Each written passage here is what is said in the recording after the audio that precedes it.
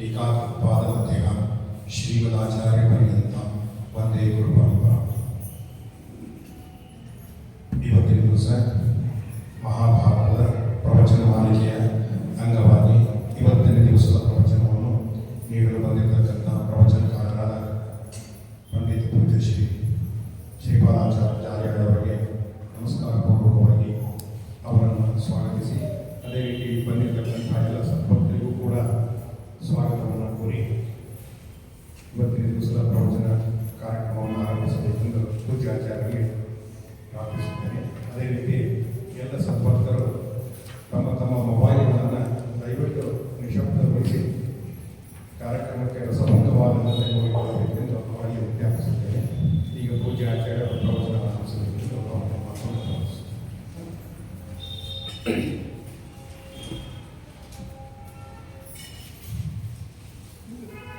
ಶ್ರೀ ಗುರುಭ್ಯೋ ನಮಃ.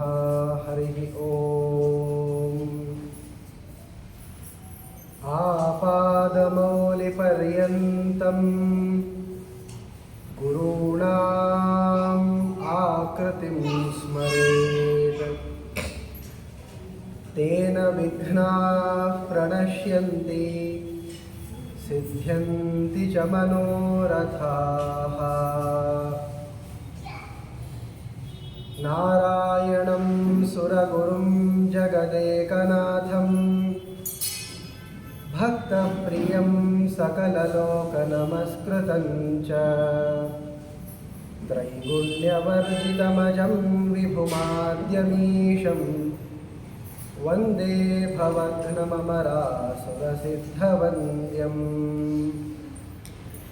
ನಾರಾಯಣಂ ನಮಸ್ಕೃತ್ಯ ನರಂ ಚೈವ ನರೋತ್ತಮಂ ದೇವೀಂ ಸರಸ್ವತೀಂ ವ್ಯಾಸಂ ತತೋ ಜಯಮುದೀರಯೇ. ನಾರಾಯಣಾಯ ಪರಿಪೂರ್ಣಗುಣಾರ್ಣವಾಯ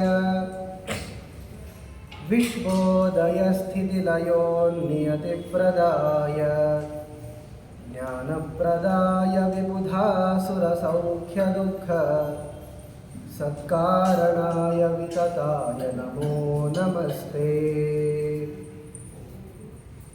ಯಸ್ಯ ತ್ರೀಣ್ಯುದಿತಾನಿ ವೇದವಚನೆ ರೂಪಾಣಿ ದಿವ್ಯಾನ್ಯಲಂ ಬಟ್ ತದ್ದರ್ಶತಮಿಥ್ಯಮೇವ ನಿಹಿತಂ ದೇವಸ್ಯ ಭರ್ಗೋ ಮಹತ ವಾಯೋ ರಾಮವಚೋನಯಂ ಪ್ರಥಮಕಂ ವೃಕ್ಷೋ ದ್ವಿತೀಯಂ ವಪುಃ ಮಧ್ವೋ ಯತ್ತು ತೃತೀಯಮೇತದಮುನಾ ಗ್ರಂಥಃ ಕೃತಃ ಕೇಶವೇ.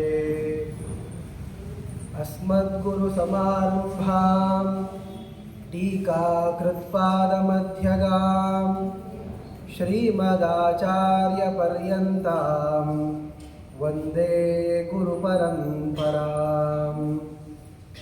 ತಪೋ ವಿದ್ಯಾ ವಿರಕ್ತ್ಯಾದಿ ಸದ್ಗುಣೌಘಾಕರಾನಹಂ ವಾದಿರಾಜಗುರೂನ್ ವಂದೇ ಹಯಗ್ರೀವದಯಾಶ್ರಯಾನ್.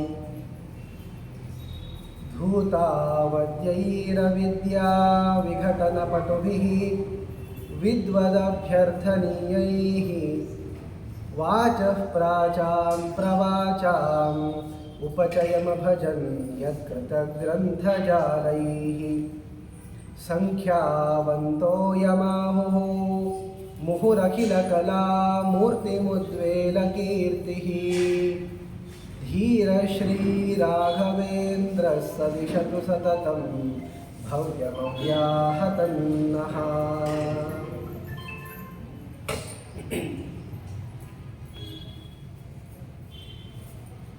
ಧರ್ಮೋ ವಿವರ್ಧತಿ ಯುಧಿಷ್ಠಿರಕೀರ್ತನೇನ ಪಾಪಂ ಪ್ರಣಶ್ಯತಿ ವೃಕೋದರಕೀರ್ತನೇನ.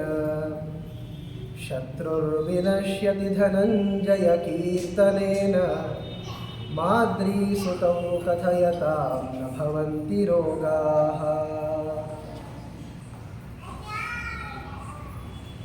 ಶ್ರೀಮನ್ ಮಹಾಭಾರತದಲ್ಲಿ ದ್ರೋಣ ಪರ್ವದ ಕೊನೆಗೆ ಯಾವ ಯಾವ ಪ್ರಸಂಗಗಳು ನಡೆದಿದೆ ಎನ್ನುವುದನ್ನು ವಿಸ್ತಾರವಾಗಿ ನಾವು ನಿನ್ನೆಯ ದಿವಸ ನೋಡಿದ್ದೇವೆ. ಪ್ರಧಾನವಾಗಿ 15ನೇ ದಿವಸದ ಯುದ್ಧವನ್ನು ವರ್ಣಿಸಲಿಕ್ಕೆ ಅಂತ ಯಾವ ಭಾಗ ಬಂದಿದೆಯೋ ಅದರಲ್ಲಿ ಮಹಾನುಭಾವರಾದ ದ್ರೋಣಾಚಾರ್ಯರ ನಿರ್ಯಾಣದ ಕಥೆಯನ್ನು ನಮಗೆ ತೋರಿಸಿಕೊಟ್ಟಿದ್ದಾರೆ. ಬಹಳ ಪರಾಕ್ರಮದಿಂದ 15 ದಿವಸಗಳ ಪರ್ಯಂತ ಯುದ್ಧವನ್ನು ಮಾಡಿದಂತಹ ದ್ರೋಣಾಚಾರ್ಯರು ಕೊನೆಗೆ ಅಶ್ವತ್ಥಾಮ ಹತಃ ಎಂಬುವ ಆ ವಾಕ್ಯವನ್ನು ಕೇಳಿ ಶಸ್ತ್ರದ ಪರಿತ್ಯಾಗವನ್ನು ಮಾಡಲಿಕ್ಕೆ ಅಂತ ಉದ್ಯುಕ್ತರಾಗ್ತಾರೆ. ವಸ್ತುತಃ ಅಶ್ವತ್ಥಾಮ ಹತಃ ಎನ್ನುವಂತಹ ವಾಕ್ಯಕ್ಕೆ ದ್ರೋಣಪುತ್ರರಾಗಿರುವ ಅಶ್ವತ್ಥಾಮ ಆಚಾರ್ಯರು ಹತರಾದರು ಎನ್ನುವ ಅರ್ಥದಿಂದ ಆ ವಾಕ್ಯವನ್ನೇನು ಪ್ರಯೋಗ ಮಾಡಿರಲಿಲ್ಲ. ಒಬ್ಬ ಮಾನವ ರಾಜನ ಆನೆ, ಅದಕ್ಕೆ ಅಶ್ವತ್ಥಾಮ ಅಂತ ಹೆಸರಿತ್ತು. ಅದನ್ನು ಭೀಮಸೇನ ದೇವರು ಸಂಹರಿಸಿದ್ದು. ಇದನ್ನು ಯಥಾವತ್ತಾಗಿ ಅಶ್ವತ್ಥಾಮ ಹತಃ ಅಂತ ಇಷ್ಟು ಹೇಳಪ್ಪ ಅಂತ ಕೃಷ್ಣ ಧರ್ಮರಾಜನಿಗೆ ಹೇಳಿದ್ದ. ಧರ್ಮರಾಜನು ತಾನು ಸತ್ಯನಿಷ್ಠ ಅನ್ನುವುದನ್ನು ತೋರಿಸಲಿಕ್ಕೆ ಅಂತ ಬಹಳ ಮೆಲ್ಲನೆ ಕುಂಜರಹ ಎನ್ನುವ ಶಬ್ದವನ್ನು ಕೂಡ ಪ್ರಯೋಗಿಸಿದ. ಇದರಿಂದ ಆನೆ ಮೃತ ಆಗಿದೆ ಎನ್ನುವ ಅಭಿಪ್ರಾಯ ಬರಬೇಕು ಅನ್ನುವ ಒಂದು ಆಸೆಯಿಂದ ಆ ಶಬ್ದವನ್ನು ಪ್ರಯೋಗಿಸಿತು. ಆದರೆ ದ್ರೋಣಾಚಾರ್ಯರಿಗೆ ಅಶ್ವತ್ಥಾಮ ಹತಃ ಎನ್ನುವಂತಹ ವಾಕ್ಯ ಕೇಳಿಸಿದೆ. ಅವರು ಶಸ್ತ್ರವನ್ನು ಪರಿತ್ಯಾಗ ಮಾಡಬೇಕು ಅಂತ ಮನಸ್ಸನ್ನು ಮಾಡುವಷ್ಟರಲ್ಲಿಯೇ ಮಹಾನುಭಾವರಾಗಿರುವಂತಹ ಭೀಮಸೇನ ದೇವರು ದ್ರೋಣಾಚಾರ್ಯರ ಎದುರಿಗೆ ಬಂದು ಅವರಿಗೆ ಉಪದೇಶವನ್ನು ಮಾಡ್ತಾ ಇದ್ದಾರೆ. ಈ ತರಹ ಪರಧರ್ಮದಿಂದ, ಕ್ಷತ್ರಿಯರ ಧರ್ಮದಿಂದ ಉಪಜೀವಿಸಿಕೊಂಡು ಇರೋದು ಇದು ನಿಮಗೆ ಶೋಭೆಯನ್ನು ತರುವಂಥದ್ದಲ್ಲ, ಬಿಡಿ ಈ ಯುದ್ಧವನ್ನು ಆಡೋದನ್ನು ಅಂತ ಭೀಮ ಉಪದೇಶ ಮಾಡ್ತಾನೆ. ಪರಮಾತ್ಮನ ಸಂಕಲ್ಪವೂ ಕೂಡ ಹಾಗೆ ಇತ್ತು. ಆಕಾಶದಲ್ಲಿ ಎಲ್ಲ ಮುನಿಗಳು ಕೂಡ ದ್ರೋಣಾಚಾರ್ಯರನ್ನು ಕಲಿತಾ ಇದ್ದಾರೆ. ಇವೆಲ್ಲವನ್ನು ನೋಡಿಕೊಂಡು ತಾವು ರಣಭೂಮಿಯ ಮಧ್ಯದಲ್ಲಿ ಕುಳಿತುಕೊಂಡು ದೇಹದ ಪರಿತ್ಯಾಗವನ್ನು ಮಾಡ್ತಾ ಇದ್ದಾರೆ. ಕೊನೆಗೆ ದ್ರೋಣಾಚಾರ್ಯರು ಅಂದರೆ ಆ ಬೃಹಸ್ಪತ್ಯಾಚಾರ್ಯರ ಅಂಶ ಅದು ಮೇಲಕ್ಕೆ ಅಂತ ಹೋದ ಮೇಲೆ ಧೃಷ್ಟದ್ಯುಮ್ನ ಬಂದು ದ್ರೋಣಾಚಾರ್ಯರ ಆ ದೇಹದ ಶಿರಶ್ಛೇದವನ್ನು ಮಾಡಿದ ಅಂತ ಕಥೆಯನ್ನು ಹೇಳಿದ್ದಾರೆ. ಇದಾದ ಮೇಲೆ ತನ್ನಪ್ಪನನ್ನ ಪಾಂಡವರು ಸಂಹರಿಸಿದ್ದಾರೆ. ಇದನ್ನು ತಿಳಿದುಕೊಂಡು ಅಶ್ವತ್ಥಾಮ ತುಂಬ ಕೋಪದಿಂದ ಬಹಳ ಘೋರವಾಗಿರುವಂತಹ ನಾರಾಯಣಾಸ್ತ್ರದ ಪ್ರಯೋಗವನ್ನು ಮಾಡಿದ. ಆ ನಾರಾಯಣಾಸ್ತ್ರದ ಉಪಶಮನ ಹೇಗಾಗಬೇಕು? ಕೃಷ್ಣ ಹೇಳಿದ, ಎಲ್ಲರೂ ಕೂಡ ನಮಸ್ಕಾರ ಮಾಡಿ, ಆಗ ಈ ಅಸ್ತ್ರವನ್ನು ನೀವು ಪರಿಹಾರ ಮಾಡಿಕೊಳ್ಳಬಹುದು, ಇದರಿಂದ ಯಾವ ಪೀಡೆ ನಿಮಗೆ ಉಂಟಾಗೋದಿಲ್ಲ ಅಂತ ಹೇಳಿದ. ಎಲ್ಲರೂ ನಮಸ್ಕಾರ ಮಾಡಿದರೂ ಕೂಡ ಭೀಮಸೇನ ದೇವರು ಮಾತ್ರ ಈ ಅಸ್ತ್ರಕ್ಕೆ ನಮಸ್ಕಾರವನ್ನು ಮಾಡಲಿಲ್ಲ. ಆ ಅಸ್ತ್ರದಿಂದ ಭೀಮಸೇನ ದೇವರಿಗೆ ಏನೇನೂ ಆಗಲಿಲ್ಲ. ಆದರೂ ಪ್ರೀತಿಯಿಂದ ಅರ್ಜುನ ಅವನ ಮೇಲೆ ವಾರುಣಾಸ್ತ್ರವನ್ನು ಪ್ರಯೋಗಿಸಿ ಸುತ್ತಗಟ್ತಾ ಇದ್ದಾನೆ. ಆ ಅಸ್ತ್ರದಿಂದ ಕೃಷ್ಣ ಪರಮಾತ್ಮ ತನ್ನ ನಾರಾಯಣಾಸ್ತ್ರ ಅನ್ನೋದು ಅಮೋಘ ಇದೆ ಅಂತನ್ನೋದನ್ನು ತೋರಿಸಲಿಕ್ಕೆ ಸ್ವತಃ ತಾನೇ ಭೀಮನ ರಥಕ್ಕೆ ಹೋಗಿ ಅವನ ಕೈಯಲ್ಲಿರುವಂತಹ ಆಯುಧವನ್ನು ಕೆಳಗಿರಿಸಿ ಅವನನ್ನು ರಥದಿಂದ ಕೆಳಗಿಳಿಸಿದ್ದಾರೆ ಎನ್ನುವ ವಿಚಾರವನ್ನು ತೋರಿಸಿದ್ದಾರೆ. ಇದಾದ ಮೇಲೆ ಅಶ್ವತ್ಥಾಮಾಚಾರ್ಯರು ವಿಶೇಷವಾಗಿ ಅರ್ಜುನಾದಿಗಳ ಮೇಲೆ ಒಂದು ಅಸ್ತ್ರವನ್ನು ಪ್ರಯೋಗ ಮಾಡ್ತಾರೆ.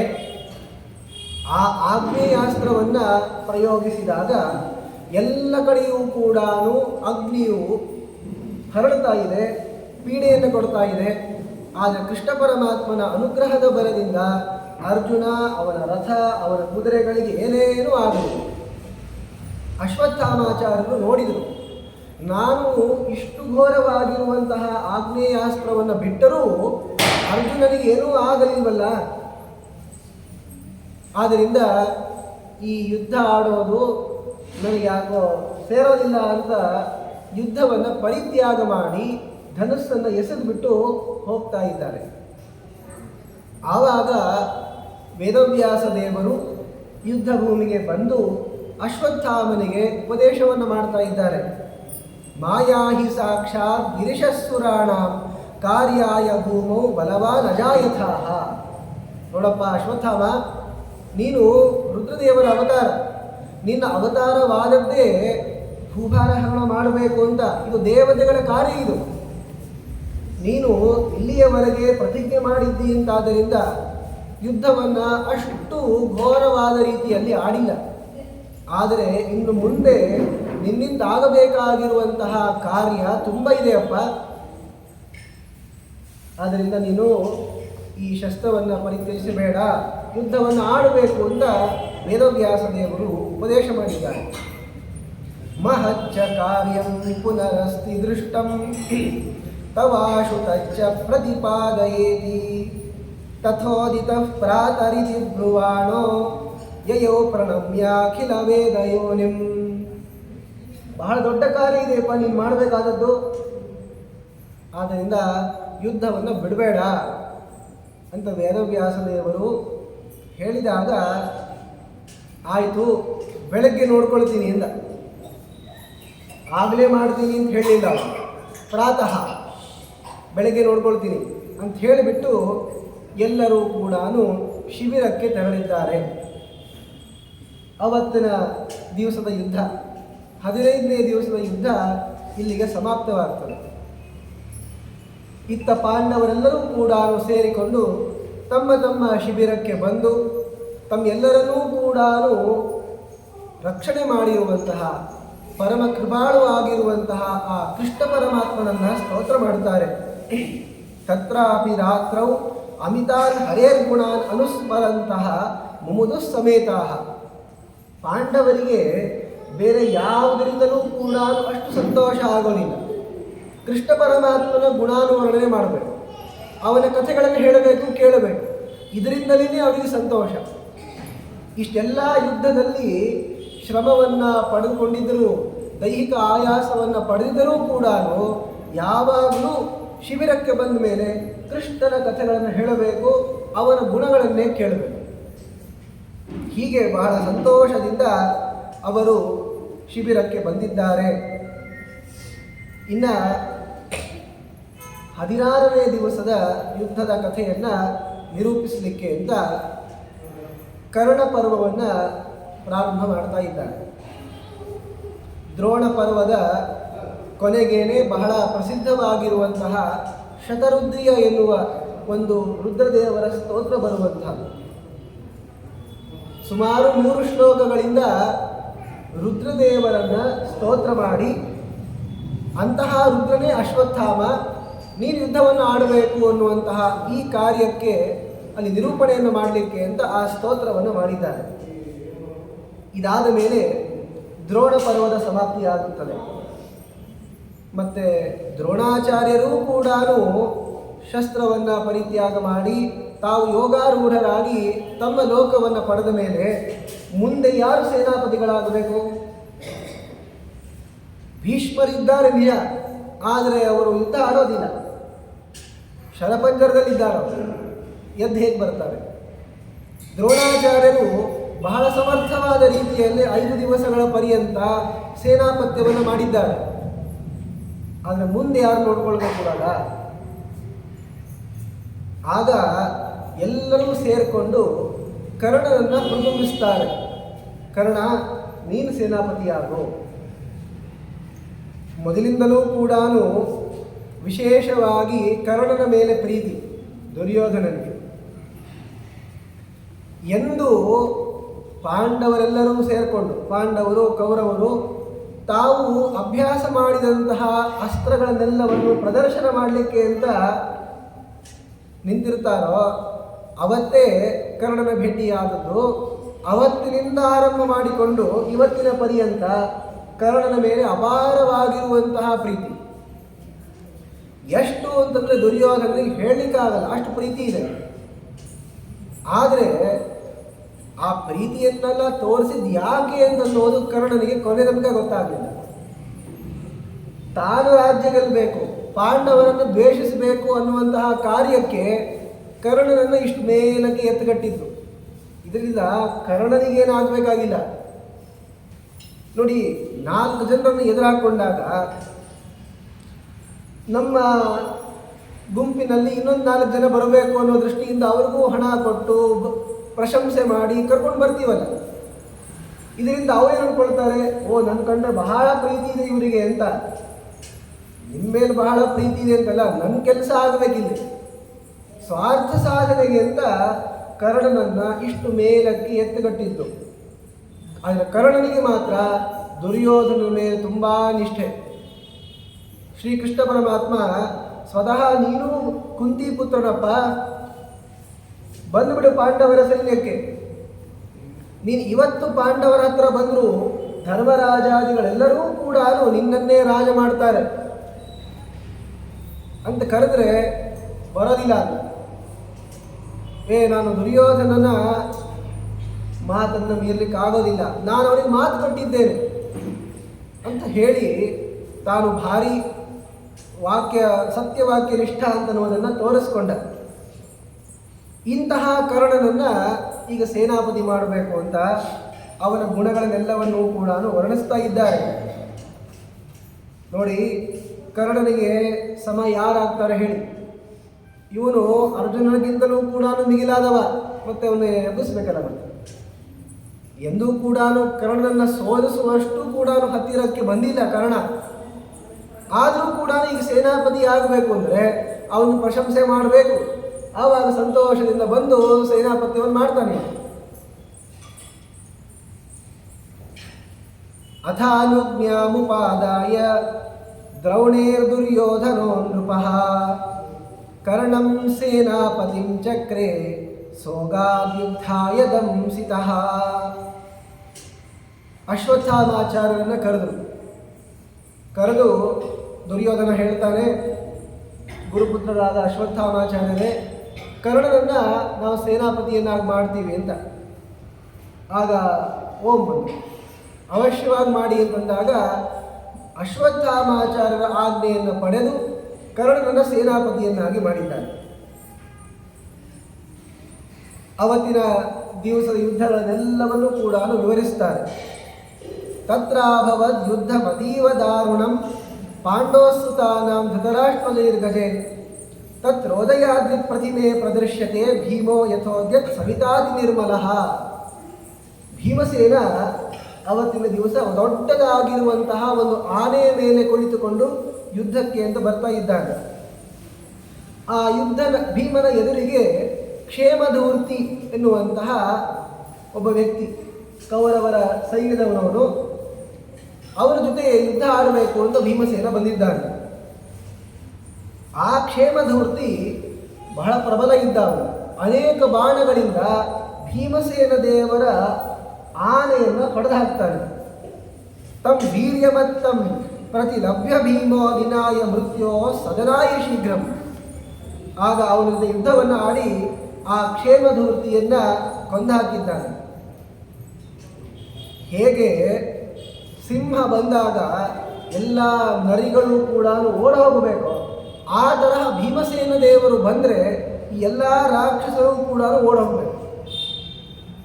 ಭೀಮ ಕೈಯಲ್ಲಿ ಕತ್ತಿಯನ್ನು ಹಿಡಿದು ಶಿರಾಂಸಿಯೂನಾಂ ಪರಪಕ್ಷಪಾತಿನಾಂ, ಕೌರವರ ಸೈನಿಕರಾಗಿರುವಂತಹ ಯುವಕರಾದ ಏನು ಜನರಿದ್ದಾರಲ್ಲ ಅವರೆಲ್ಲರ ಶಿರಸ್ಸನ್ನು ಕೂಡ ಹಾರಿಸ್ಬಿಡ್ತಾ ಇದ್ದ ಭೀಮ. ಆಗ ಒಂದು ಪ್ರಸಂಗ ಬಂತು, ಅಶ್ವತ್ಥಾಮ ಹಾಗೂ ಭೀಮಸೇನ ದೇವರಿಗೂ ಯುದ್ಧ ಆಗುವಂತಹ ಒಂದು ಘಟನೆ. ಸಂಕ್ಷೋಭ್ಯಮಾಣಂ ತದನೀಕಮೀಕ್ಷ್ಯ ದ್ರೌಣೀರಥೇನ ಪ್ರತಿಜಗ್ನಿವಾಂಸ್ತಂ ತದ್ಯುದ್ಧಮಾಸೀತ್ ಅತಿಘೋರಮದ್ಭುತಂ ಪುರಾ ಯಥಾ ನಾಸನ ಕಸ್ಯಚಿತ್ ಕ್ವಚಿತ್. ಅಶ್ವತ್ಥಾಮ ಹಾಗೂ ಭೀಮಸೇನ ದೇವರು ಇವರಿಬ್ಬರು ಹೇಗೆ ಯುದ್ಧ ಆಡಿರಬಾರ್ದು ವಿಚಾರ ಮಾಡಿ. ಇವರಿಗೆ ಸಮಾನರಾಗಿರುವಂಥ ದೇವತೆಗಳೇ ಇಲ್ಲ ಲೋಕದಲ್ಲಿ. ಅಶ್ವತ್ಥಾಮ ಶಿವನ ಅವತಾರ, ಭೀಮ ವಾಯುದೇವರ ಅವತಾರ. ಅತಿಘೋರಂ ಅದ್ಭುತಂ, ಬಹಳ ಭಯಾನಕವಾದ ರೀತಿಯಲ್ಲಿ ಯುದ್ಧ ಆಗ್ತಾ ಇದೆ. ಅದ್ಭುತವಾಗಿರುವಂತಹ ಯುದ್ಧ ಇದೆ. ಪುರಾ ಯಥಾ ನಾಸ ಚ ಕಸ್ಯಚಿತ್ ಕ್ವಚಿತ್, ಈ ತರಹ ಯುದ್ಧ ಹಿಂದಕ್ಕೆ ಯಾರೂ ಆಡಿಲ್ಲ, ಮುಂದಕ್ಕೆ ಯಾರೂ ಆಡೋದೂ ಇಲ್ಲ. ದೃಷ್ಟ್ವೈವ ತದ್ದೇವ ಗಂಧರ್ವ ವಿಪ್ರಾಹ ಊಚುಹು ನೇತೃ ದೃಷ್ಟಪೂರ್ವಂ ಸುಯುದ್ಧಂ. ಈ ಯುದ್ಧವನ್ನ ನೋಡ್ತಾ ಇರುವ ಕಾಲಕ್ಕೆ ಅಲ್ಲಿ ನೋಡ್ಲಿಕ್ಕೆ ಬಂದಿರುವಂತಹ ದೇವತೆಗಳು, ಗಂಧರ್ವರು, ಅನೇಕ ಜನ ಬ್ರಾಹ್ಮಣರು ಅಂದರಂತೆ, ಇಂತಹ ಯುದ್ಧವನ್ನು ನಾವು ನೋಡೇ ಇಲ್ಲ ಹಿಂದಕ್ಕೆ. ನಚೋತ್ತರಂ ವಾಪಿ ಭವಿಷ್ಯತಿ ಇದಕ್ಕೆ ಸಮಾನವಾಗಿರುವ ಯುದ್ಧ ಮುಂದಾಗೋದೂ ಇಲ್ಲ ಅಂತ. ಶ್ರೀರಾಮಚಂದ್ರ ಹಾಗೂ ರಾವಣನ ಯುದ್ಧವನ್ನು ವರ್ಣಿಸೋ ಕಾಲಕ್ಕೆ ಈ ಒಂದು ಮಾತು ಬರ್ತದೆ ವಾಲ್ಮೀಕಿ ರಾಮಾಯಣದಲ್ಲಿ. ರಾಮ ರಾವಣಯೋರ್ ಯುದ್ಧಂ ರಾಮ ರಾವಣಯೋರಿವ. ರಾಮ ಹಾಗೂ ರಾವಣ ಇವರಿಬ್ಬರ ನಡುವೆ ಹೇಗೆ ಯುದ್ಧ ಆಯಿತೋ ಇದಕ್ಕೊಂದೇನಾದ್ರು ದೃಷ್ಟಾಂತ ಕೊಡಬೇಕಲ್ಲ. ಅಲ್ಲ, ಇವರಿಬ್ಬರು ಹೇಗೆ ಜಗಳ ಆಡಿದ್ರೋ, ಯುದ್ಧ ಆಡಿದ್ರೋ, ಅದೇ ತರಹ ಶ್ರೀರಾಮಚಂದ್ರ ಹಾಗೂ ರಾವಣ ಯುದ್ಧ ಆಡಿದ್ರು ಅಂತ. ಆದರೆ ಇವರಿಬ್ಬರ ಯುದ್ಧ ಅನ್ನೋದು ಎಷ್ಟು ಅಸದೃಶವಾದ ರೀತಿಯಲ್ಲಿ ಆಗ್ತಾ ಇತ್ತು ಅಂದರೆ, ಇವರಿಬ್ಬರು ಆಡಿರುವಂತಹ ಯುದ್ಧಕ್ಕೆ ಇವರಿಬ್ಬರ ಯುದ್ಧವೇ ಸಾಟಿ. ರಾಮ ರಾವಣಯೋ ಯುದ್ಧಂ ರಾಮ ರಾವಣಯೋ ಯುದ್ಧಮಿವ, ಹೀಗೆ ವರ್ಣಿಸುವಂತಹ ರೀತಿ ಇದೆ. ಅಂದ್ರೆ ಅರ್ಥ, ಈ ರಾಮ ರಾವಣನ ಯುದ್ಧಕ್ಕೆ ಸದೃಶವಾಗಿರುವಂತಹ ಯುದ್ಧವೇ ಆಗಿಲ್ಲ ಅಂತ. ಅದೇ ತರಹ ಇಲ್ಲೂ ಕೂಡ ಭೀಮ ಹಾಗೂ ಅಶ್ವತ್ಥಾಮರ ಯುದ್ಧಕ್ಕೆ ಸದೃಶವಾದ ರೀತಿಯಲ್ಲಿ ಹಿಂದಕ್ಕೂ ಯುದ್ಧ ಆಗಿಲ್ಲ, ಮುಂದಕ್ಕಾಗೋದೂ ಇಲ್ಲ. ಕಲಾಂಚ ಸರ್ವಾಣಿ ನ ಷೋಡಶೀಮಿಯು, ಏನೇನು ಘನಘೋರ ಯುದ್ಧ ಅಂತ ನಾವು ಕೇಳ್ತೀವಲ್ಲ, ಆ ಎಲ್ಲ ಯುದ್ಧಗಳನ್ನು ಸೇರಿಸಿ ಈ ಯುದ್ಧದ 16ನೇ ಒಂದು ಕಲೆಯೂ ಕೂಡ ಯುದ್ಧಗಳಾಗಲ್ಲ. ಅಷ್ಟು ಘೋರವಾಗಿರುವಂತಹ ಯುದ್ಧ ನಡೀತಾ ಇದೆ. ಯಾಕೆ ಹೇಳಿ? ಯಾಕೆ ಅಂದರೆ ಅಶ್ವತ್ಥಾಮನಲ್ಲೇ ಆಗಲಿ ಭೀಮನಲ್ಲೇ ಆಗಲಿ ಯಾವ ತರಹದ ಜ್ಞಾನ ಇದೆ, ಎಷ್ಟು ಉನ್ನತ ಮಟ್ಟದ ಬಲ ಇದೆ ಅಂದರೆ ಅದು ಕೂಡ ಇನ್ನೊಬ್ಬರಲ್ಲಿ ಯಾರಲ್ಲೂ ಇಲ್ಲ. ಇವರ ಅನುಗ್ರಹದಿಂದಲೇ ಲೋಕದಲ್ಲಿ ಬಲಿಷ್ಠರು ಉಂಟಾಗೋದು. ಈ ರಾಕ್ಷಸರಿಗೆಲ್ಲರಿಗೂ ಕೂಡ ರುದ್ರದೇವರು ಅನೇಕ ವರಗಳನ್ನು ಕೊಟ್ಟಿರ್ತಾರೆ. ಆ ವರವನ್ನು ಸ್ವೀಕರಿಸಿಯೇ ರಾಕ್ಷಸರು ಬಲಿಷ್ಠರಾಗಿರ್ತಾರೆ. ಇನ್ನು ಸಾಕ್ಷಾತ್ ಬಲದೇವತೆ, ಯಾರಿಗಾದರೂ ಲೋಕದಲ್ಲಿ ಬಲ ಅಂತ ಬರಬೇಕು ಅಂದರೆ ಅದು ಮುಖ್ಯ ಪ್ರಾಣದೇವರ ಅನುಗ್ರಹದಿಂದಲೇ ಬರಬೇಕು. ಮತ್ತೆ ಅಷ್ಟೇ ಯಾಕೆ, ದುರ್ಯೋಧನ ಇಷ್ಟು ಬಲಿಷ್ಠ ಆಗಲಿಕ್ಕೂ ಕೂಡ ಅವನಲ್ಲಿರುವಂತಹ ಮುಖ್ಯ ಪ್ರಾಣದೇವರ ಸನ್ನಿಧಾನವೇ ಕಾರಣ. ಹೀಗೆ ಎಲ್ಲರೂ ಬಲಕಾರಿಯಾಗಬೇಕು ಅಂತಂದರೆ ವಿಶೇಷವಾಗಿರುವಂತಹ ಮುಖ್ಯ ಪ್ರಾಣದೇವರ ಅನುಗ್ರಹ ಇರಬೇಕು. ಈಗ ಅನುಗ್ರಹ ಇರೋದಲ್ಲ, ಸ್ವತಃ ಅವರಿಬ್ಬರೇ ಯುದ್ಧ ಆಡ್ತಾ ಇರೋದು. ನೈತಾದೃಶಿ ಜ್ಞಾನ ಸಂಪತ್ ಬಲಂಬ ದ್ವಯಂ ಕುತೋ ವಾಯುಮೃತೆ ಶಿವಂ ತಥಾ. ಶಿವ ಹಾಗೂ ವಾಯು ಇಬ್ಬರೂ ಕೂಡ ಯುದ್ಧ ಆಡ್ತಾ ಇದ್ದಾರೆ. ದ್ವಯೋಸಮಾಹಾರ ಇದು ದ್ವಯೋ ಇಹ, ಉತ್ತಮವಾಗಿರುವಂತಹ ಜ್ಞಾನ ಹಾಗೂ ಬಲ ಇವೆರಡರ ಸಮಾಹಾರ ಅಂತ ಅನ್ನೋದು ಇಬ್ಬರಲ್ಲೂ ಕೂಡ ಆಗಿದೆ. ಆ ತರಹ ಬಲಿಷ್ಠರಾಗಿರುವಂತಹ ಭೀಮ ಹಾಗೂ ಅಶ್ವತ್ಥಾಮ ಯುದ್ಧ ಆಡ್ತಾ ಇದ್ದಾರೆ. ಇದೀರ್ಯವಾಣೆ ವಿಬುಧೈರ್ ನರೋತ್ತಮೌ ದಿಶಃ ಸಮಸ್ತ ಗಗನಂ ಚ ಪತ್ರಿಭಿಃ ನಿರಂತರಂ ಚ ಕೃತುಃ ಉತ್ತಮೌಜಸೌ ದೃಷ್ಟ್ವೈವ ತದ್ಭೀತಿಮಗುರ್ ಮಹಾರಥಾಃ. ಯುದ್ಧ ಆಡ್ತಾ ಇರುವಂತಹ ಆ ಮಹಾರಥರಿದ್ದಾರಲ್ಲ ಕುರುಕ್ಷೇತ್ರದ ಭೂಮಿಯಲ್ಲಿ, ಅವರಿಗೆಲ್ಲರಿಗೂ ಭಯ ಆಗ್ತಾ ಇದೆ. ಭೀಮ ಹಾಗೂ ಈ ಅಶ್ವತ್ಥಾಮರ ಯುದ್ಧ ನೋಡಿ ಎಷ್ಟೆಲ್ಲ ಬಾಣಗಳನ್ನು ಬಿಟ್ಟಿದ್ದಾರೆ ಅಂತಂದರೆ, ದಿಶಃ ಸಮಸ್ತಾಹ ಗಗನಂ ಚ ಪತ್ರಿಭಿಃ ನಿರಂತರಂ ಚಕ್ರುಹು. ಆಕಾಶದಲ್ಲಿ ಖಾಲಿ ಜಾಗ ಅಂತಲೇ ಇರಬಾರ್ದು, ಅವಕಾಶನೇ ಇರಬಾರ್ದು. ನೋಡಿ, ಅವಕಾಶ ಕೊಡೋದು ಅಂತನ್ನೋದೇ ಆಕಾಶದ ಕೆಲಸ. ಆಕಾಶ ಅಂತ ಏನು ಹೇಳಿ, ಖಾಲಿ ಜಾಗ ಅಂತ ಅನ್ಬೇಕಲ್ಲ. ಆ ತರಹದ ಅವಕಾಶವೇ ಇಲ್ಲ. ಅಷ್ಟು ಬಾಣಗಳನ್ನು ಇಬ್ಬರು ಕೂಡ ಸೇರ್ಕೊಂಡು ಬಿಡ್ತಾ ಇದ್ದಾರೆ. ಇದನ್ನು ನೋಡಿ ಮಹಾರಥನಿಗೆ ಭಯ ಆಯಿತು. ಆಗ ಶರಾಸನೆ ಮಾರುದಿನ ನಿರಾಕೃತೆ ದ್ರೌಣಿ ಮಹಾಸ್ತ್ರಾಣಿ ಮುಮೋಚ ತಸ್ಮಿನ್. ಅಶ್ವತ್ಥಾಮಾಚಾರ್ಯರ ಬಿಲ್ಲನ್ನು ಭೀಮಸೇನ ದೇವರು ಕತ್ತರಿಸಿ ಹಾಕ್ತಾರೆ. ಆಗ ಅನೇಕ ಅಸ್ತ್ರಗಳನ್ನು ಪಡೆದಿರುವಂತಹ ದ್ರೋಣಾಚಾರ್ಯರು ಭೀಮಸೇನ ದೇವರ ಮೇಲೆ ಬಿಡ್ತಾ ಇದ್ದಾರೆ. ತಾನ್ಯಸ್ತ್ರವರೈಹಿ ಬಲವಾನ್ ಅವಿಸ್ಮಯ ಸಂಶಾಮಯಾಮಾಸ ಸುತೋನಿಲಸ್ಯ. ಅವರು ಏನೆಲ್ಲ ಅಸ್ತ್ರ ಪ್ರಯೋಗವನ್ನು ಮಾಡ್ತಾ ಇದ್ದಾರೋ ಅಶ್ವತ್ಥಾಮಾಚಾರ್ಯರು, ಆ ಎಲ್ಲ ಅಸ್ತ್ರಗಳನ್ನು ಕೂಡ ಭೀಮಸೇನ ದೇವ ನಾಶ ಮಾಡಿಬಿಡ್ತಾ ಇದ್ದ. ಅದರಿಂದ ಏನೂ ಕೂಡ ಆಗದಂತೆ ನೋಡ್ಕೊಳ್ತಾ ಇದ್ದ. ಪುನಃಶರೈರೇವ ಪರಸ್ಪರಂ ತೌ ಅಯುಧ್ಯತಾಂ. ಮತ್ತೆ ಅನೇಕ ಬಾಣಗಳಿಂದ ಪರಸ್ಪರ ಇಬ್ಬರು ಕೂಡ ಯುದ್ಧ ಆಡ್ತಿರುವ ಕಾಲಕ್ಕೆ ಒಂದು ಉತ್ತಮವಾಗಿರುವಂತಹ ಬಾಣವನ್ನು ಭೀಮಸೇನ ದೇವರು ಬಿಟ್ಟಾಗ ಆ ಬಾಣದಿಂದ ಚೆನ್ನಾಗಿ ಪೀಡಿತನಾಗಿರುವಂತಹ ಅಶ್ವತ್ಥಾಮ ಕೆಳಗೆ ಬಿದ್ದು ಮೂರ್ಛೆಯನ್ನು ಹೊಂದಿಬಿಟ್ಟ. ದ್ರೌಣಿ ಪಪಾತಾಶು ದೃಢಂ ವಿಚೇತನಃ. ಮೈ ಮೇಲೆ ಎಚ್ಚರಿಕೆ ತಪ್ಪೋಯಿತು. ಅಷ್ಟು ಘೋರವಾದ ರೀತಿಯಲ್ಲಿ ಭೀಮಸೇನ ಬಾಣಗಳನ್ನು ಬಿಟ್ಟಿದ್ದಾನೆ. ಭೀಮಶ್ಚ ವಿಫಲತನು ಸತು ಕಿಂಚಿದೇವ ಪೂರ್ವಂ ಗತೆ ಗುರುಸುತೆ ಪ್ರಯಯೌ ಕ್ಷಣೇನ. ಅಶ್ವತ್ಥಾಮ ಹಾಗೆ ಮೂರ್ಛೆಗೊಂಡಾಗ ಭೀಮಸೇನ ದೇವರು ಕೂಡ ಸ್ವಲ್ಪ ತಮ್ಮ ದೇಹವನ್ನು ನಡಗಿಸಿದರು. ಯಾಕೆ ಇಷ್ಟು ಘೋರವಾದ ಯುದ್ಧ ಆಗ್ತಾ ಇದೆ, ಮತ್ತು ಅಶ್ವತ್ಥಾಮನ ಬಿಟ್ಟಿರುವಂತಹ ಬಾಣಗಳಿಗೆ ಏನೂ ಆಗೋದೇನ ಅಂತ ಆಗ್ಬಿಟ್ರೆ ಅದಕ್ಕೆ ತಮ್ಮ ದೇಹವನ್ನು ನಡಗಿಸ್ತಾರೆ. ನಡಗಿಸ್ಬಿಟ್ಟು ಮತ್ತೆ ಸ್ವಲ್ಪ ಕಾಲ ಹಾಗೆ ನಿಂತುಕೊಂಡು ನಿರ್ಧೂತ ಯುದ್ಧ ಶ್ರಮ, ತಮ್ಮ ಎಲ್ಲ ಯುದ್ಧದಿಂದ ಆಗುವಂತಹ ಶ್ರಮವನ್ನು ಪರಿಹರಿಸಿಕೊಂಡು ಕೈಯಲ್ಲಿ ಧನುಸ್ಸನ್ನು ಹಿಡಿದುಕೊಂಡು ಮತ್ತೆ ಮುಂದೆ ಯುದ್ಧಕ್ಕೆ ಅಂತ ಹೋಗ್ತಾರೆ. ಒಂದು ಅಂಶವನ್ನು ನಾವು ಮನಸ್ಸಿನಲ್ಲಿ ಇಟ್ಕೊಳ್ಬೇಕು. ವಾಯುದೇವರಿಗೆ ಶ್ರಮ ಅಂತ ಅನ್ನೋದಾಗಲ್ಲ. ನೋಡಿ, ಶ್ರಮ ಯಾಕಾಗ್ತದೆ? ಶಕ್ತಿ ಕಡಿಮೆ ಆಗ್ತಾ ಹೋಗೋದ್ರಿಂದ ಶ್ರಮ ಆಗ್ತದೆ. ಏನೂ ಮಾಡ್ತಾ ಇಲ್ಲ ಅಂದಾಗ ಶ್ರಮ ಆಗೋದಿಲ್ಲ.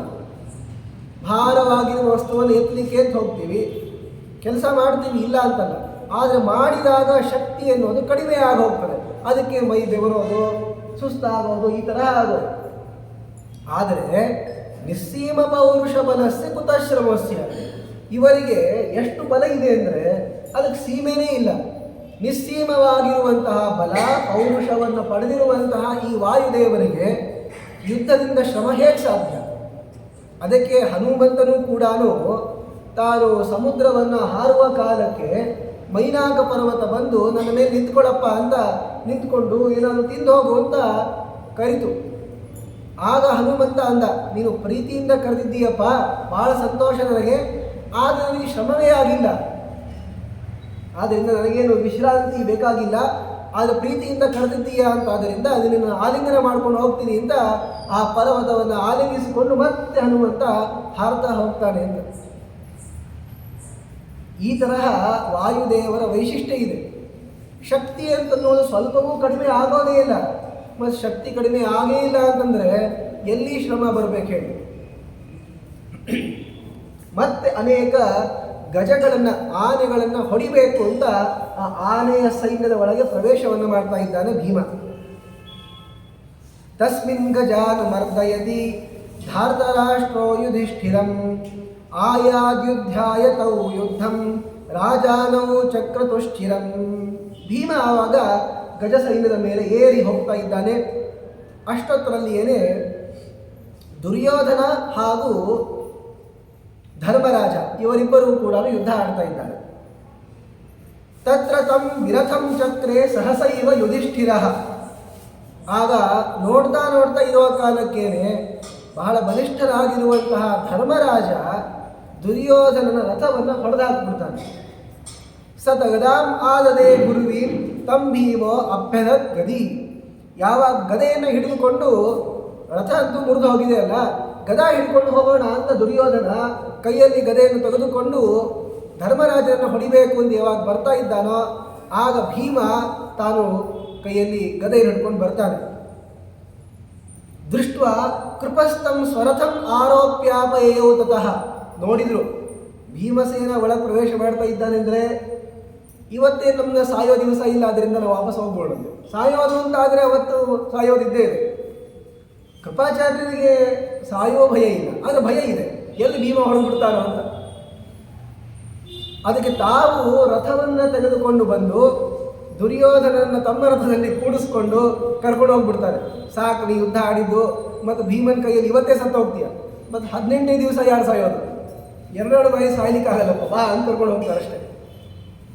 ತದೈವ ಕರ್ಣ ನಕುಲವು ಭೃಶಂಬಾಣೈ ಅಯುಧ್ಯಧಾಮ. ಅಷ್ಟೊತ್ತರಲ್ಲಿ ಇನ್ನೊಂದು ಕಡೆ ಕರ್ಣ ಹಾಗೂ ನಕುಲ ಇವರಿಬ್ಬರು ಯುದ್ಧ ಆಡ್ತಾರೆ. ಈ ಹಿಂದಕ್ಕೆ ಸಹದೇವನ ಜೊತೆಗೆ ಯುದ್ಧ ಆಡ್ತಾ ಇದ್ದ ಕರ್ಣ ಆಗ ಸಹದೇವನನ್ನು ಬಹಳ ಪೀಡಿಗೊಳಿಸಿ ಅವನ ಕುತ್ತಿಗೆಗೆ ಧನುಸ್ಸನ್ನು ತಿವಿದು ತುಂಬ ಬೈದು ಮತ್ತೆ ಹೊಡೆಯದೇ ಹೋಗಿದ್ದ.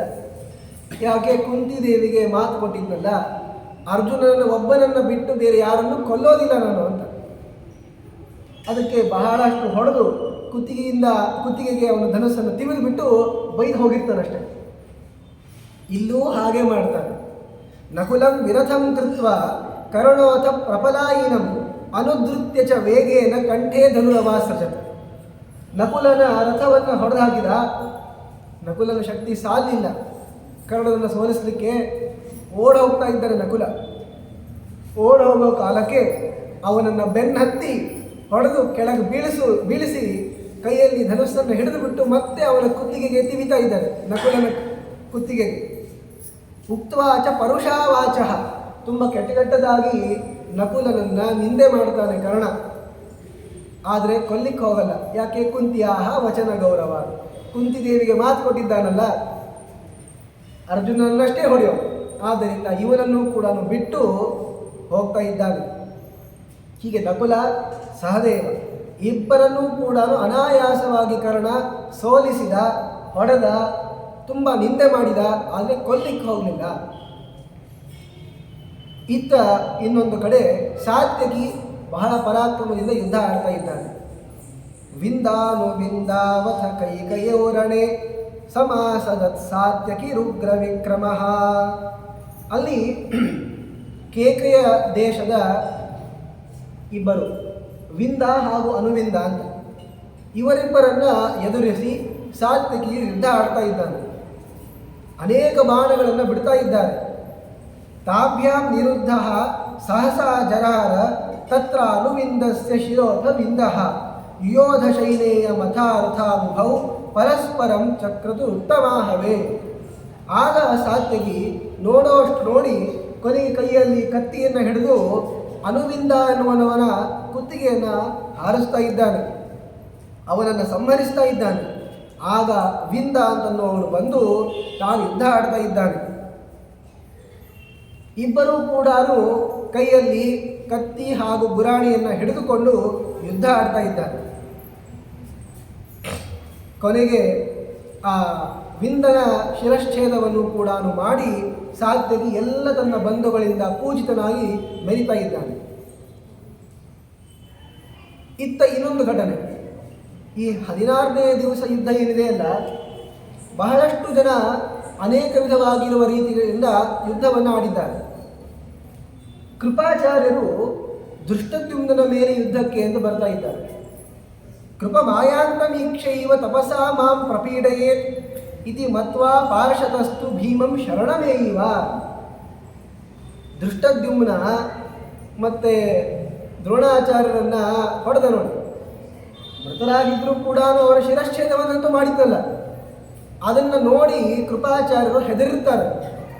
ದ್ರೋಣಾಚಾರ್ಯರ ಶಿರಶ್ಛೇದವನ್ನು ಮಾಡಿದ್ದಾರಲ್ಲಪ್ಪ ಇವರು ಅಂತ ಭಯಗೊಂಡಿರ್ತಾರೆ. ಈಗೇನು ಮಾಡ್ತಾ ಇದ್ದಾರೆ ಅಂದರೆ ಈ ದೃಷ್ಟದ್ಯುಮ್ನನ್ನು ಎದುರಿಸಬೇಕು ಅಂತ ಬಂದಿದ್ದಾರೆ. ಏಕೆ? ಕೃಪಾಚಾರ್ಯರ ತಂಗಿ ಕೃಪಿ, ಆ ಕೃಪಿಯೇ ದ್ರೋಣಾಚಾರ್ಯರ ಪತ್ನಿ ಅಲ್ವೇ, ಮತ್ತು ತಮ್ಮ ತಂಗಿಯ ಗಂಡನನ್ನು ಕೊಂದಿದ್ದಾರೆ. ಅದಕ್ಕೆ ದೃಷ್ಟದ್ಯುಮ್ನನ್ನು ಹೊಡಿಬೇಕು ಅಂತ ಬರ್ತಾ ಇದ್ದಾಗ ದೃಷ್ಟದ್ಯುಮ್ನಿಗೆ ಭಯ ಆಗೋಯ್ತು. ವೇಪತೃಶ್ಚ ಶರೀರೇ ಮೇ ರೋಮಹರ್ಷಶ್ಚ ಸಾರಥೆ ವರ್ಜಯನ್ ಬ್ರಾಹ್ಮಣಂ ಯುದ್ಧೇ ಶರೈರ್ಯಾಹಿ ಯಥೋರ್ಜುನ. ಅವನ ಸಾರಥಿಗೆ ಹೇಳ್ತಾನೆ ದೃಷ್ಟದ್ಯುಮ್ನ, ಎಲ್ಲಾದರೂ ಬೇರೆ ಕಡೆ ಕರ್ಕೊಂಡು ಹೋಗಪ್ಪ ನನ್ನ. ಈ ಕೃಪಾಚಾರ್ಯರ ಬಳಿ ತುಂಬ ತಪಸ್ಸಿದೆ. ತಮ್ಮ ತಪಃಪ್ರಭಾವದಿಂದ ನನ್ನನ್ನು ಹೊಡೆದರೆ ನಾನು ಉಳಿಯಲ್ಲ. ಹೇಗಾದರೂ ಮಾಡಿ ನನ್ನನ್ನು ಬೇರೆ ಕಡೆ ಕರೆದುಕೊಂಡು ಹೋಗು ಅಂತ ಹೇಳಿದಾಗ ಅರ್ಜುನನಂತ ಅದು ಕರ್ಕೊಂಡು ಹೋಗು, ಭೀಮಸೇನ ದೇವರ ಹತ್ರ ಅದು ಕರ್ಕೊಂಡು ಹೋಗು ಅಂತ ತಮ್ಮ ಸಾರಥಿಗೆ ಹೇಳುವಷ್ಟು ಭಯಭೀತನಾದ. ತಪಸಾ ಮಾಂ ಪ್ರಪೀಡೆಯೇ, ಅಷ್ಟು ತಪಸ್ಸು ಕೃಪಾಚಾರ್ಯರಲ್ಲಿದೆ. ಇತಿ ಮತ್ವ ಪಾರ್ಷದಸ್ತು ಭೀಮಂ ಶರಣನೇವ. ಆಗ ಭೀಮಸೇನ ದೇವರ ಹತ್ರ ಅಂತ ಆ ಸಾರಥಿ ಕರ್ಕೊಂಡು ಬಂದ ನೋಡಿ. ಅಲ್ಲಿ ಭೀಮಸೇನ ದೇವರಿಗೆ ಶರಣಾದ ಕೃಪಾಚಾರ್ಯರು ಅವರನ್ನ ಬಿಟ್ಟಿದ್ದಾರೆ. ಅವತ್ತಿನ ದಿವಸ ಕೊನೆಗಾಲಕ್ಕೆ ಕರ್ಣ ಅರ್ಜುನನ ಮೇಲೆ ಏರಿ ಬರ್ತಾ ಇದ್ದಾನೆ.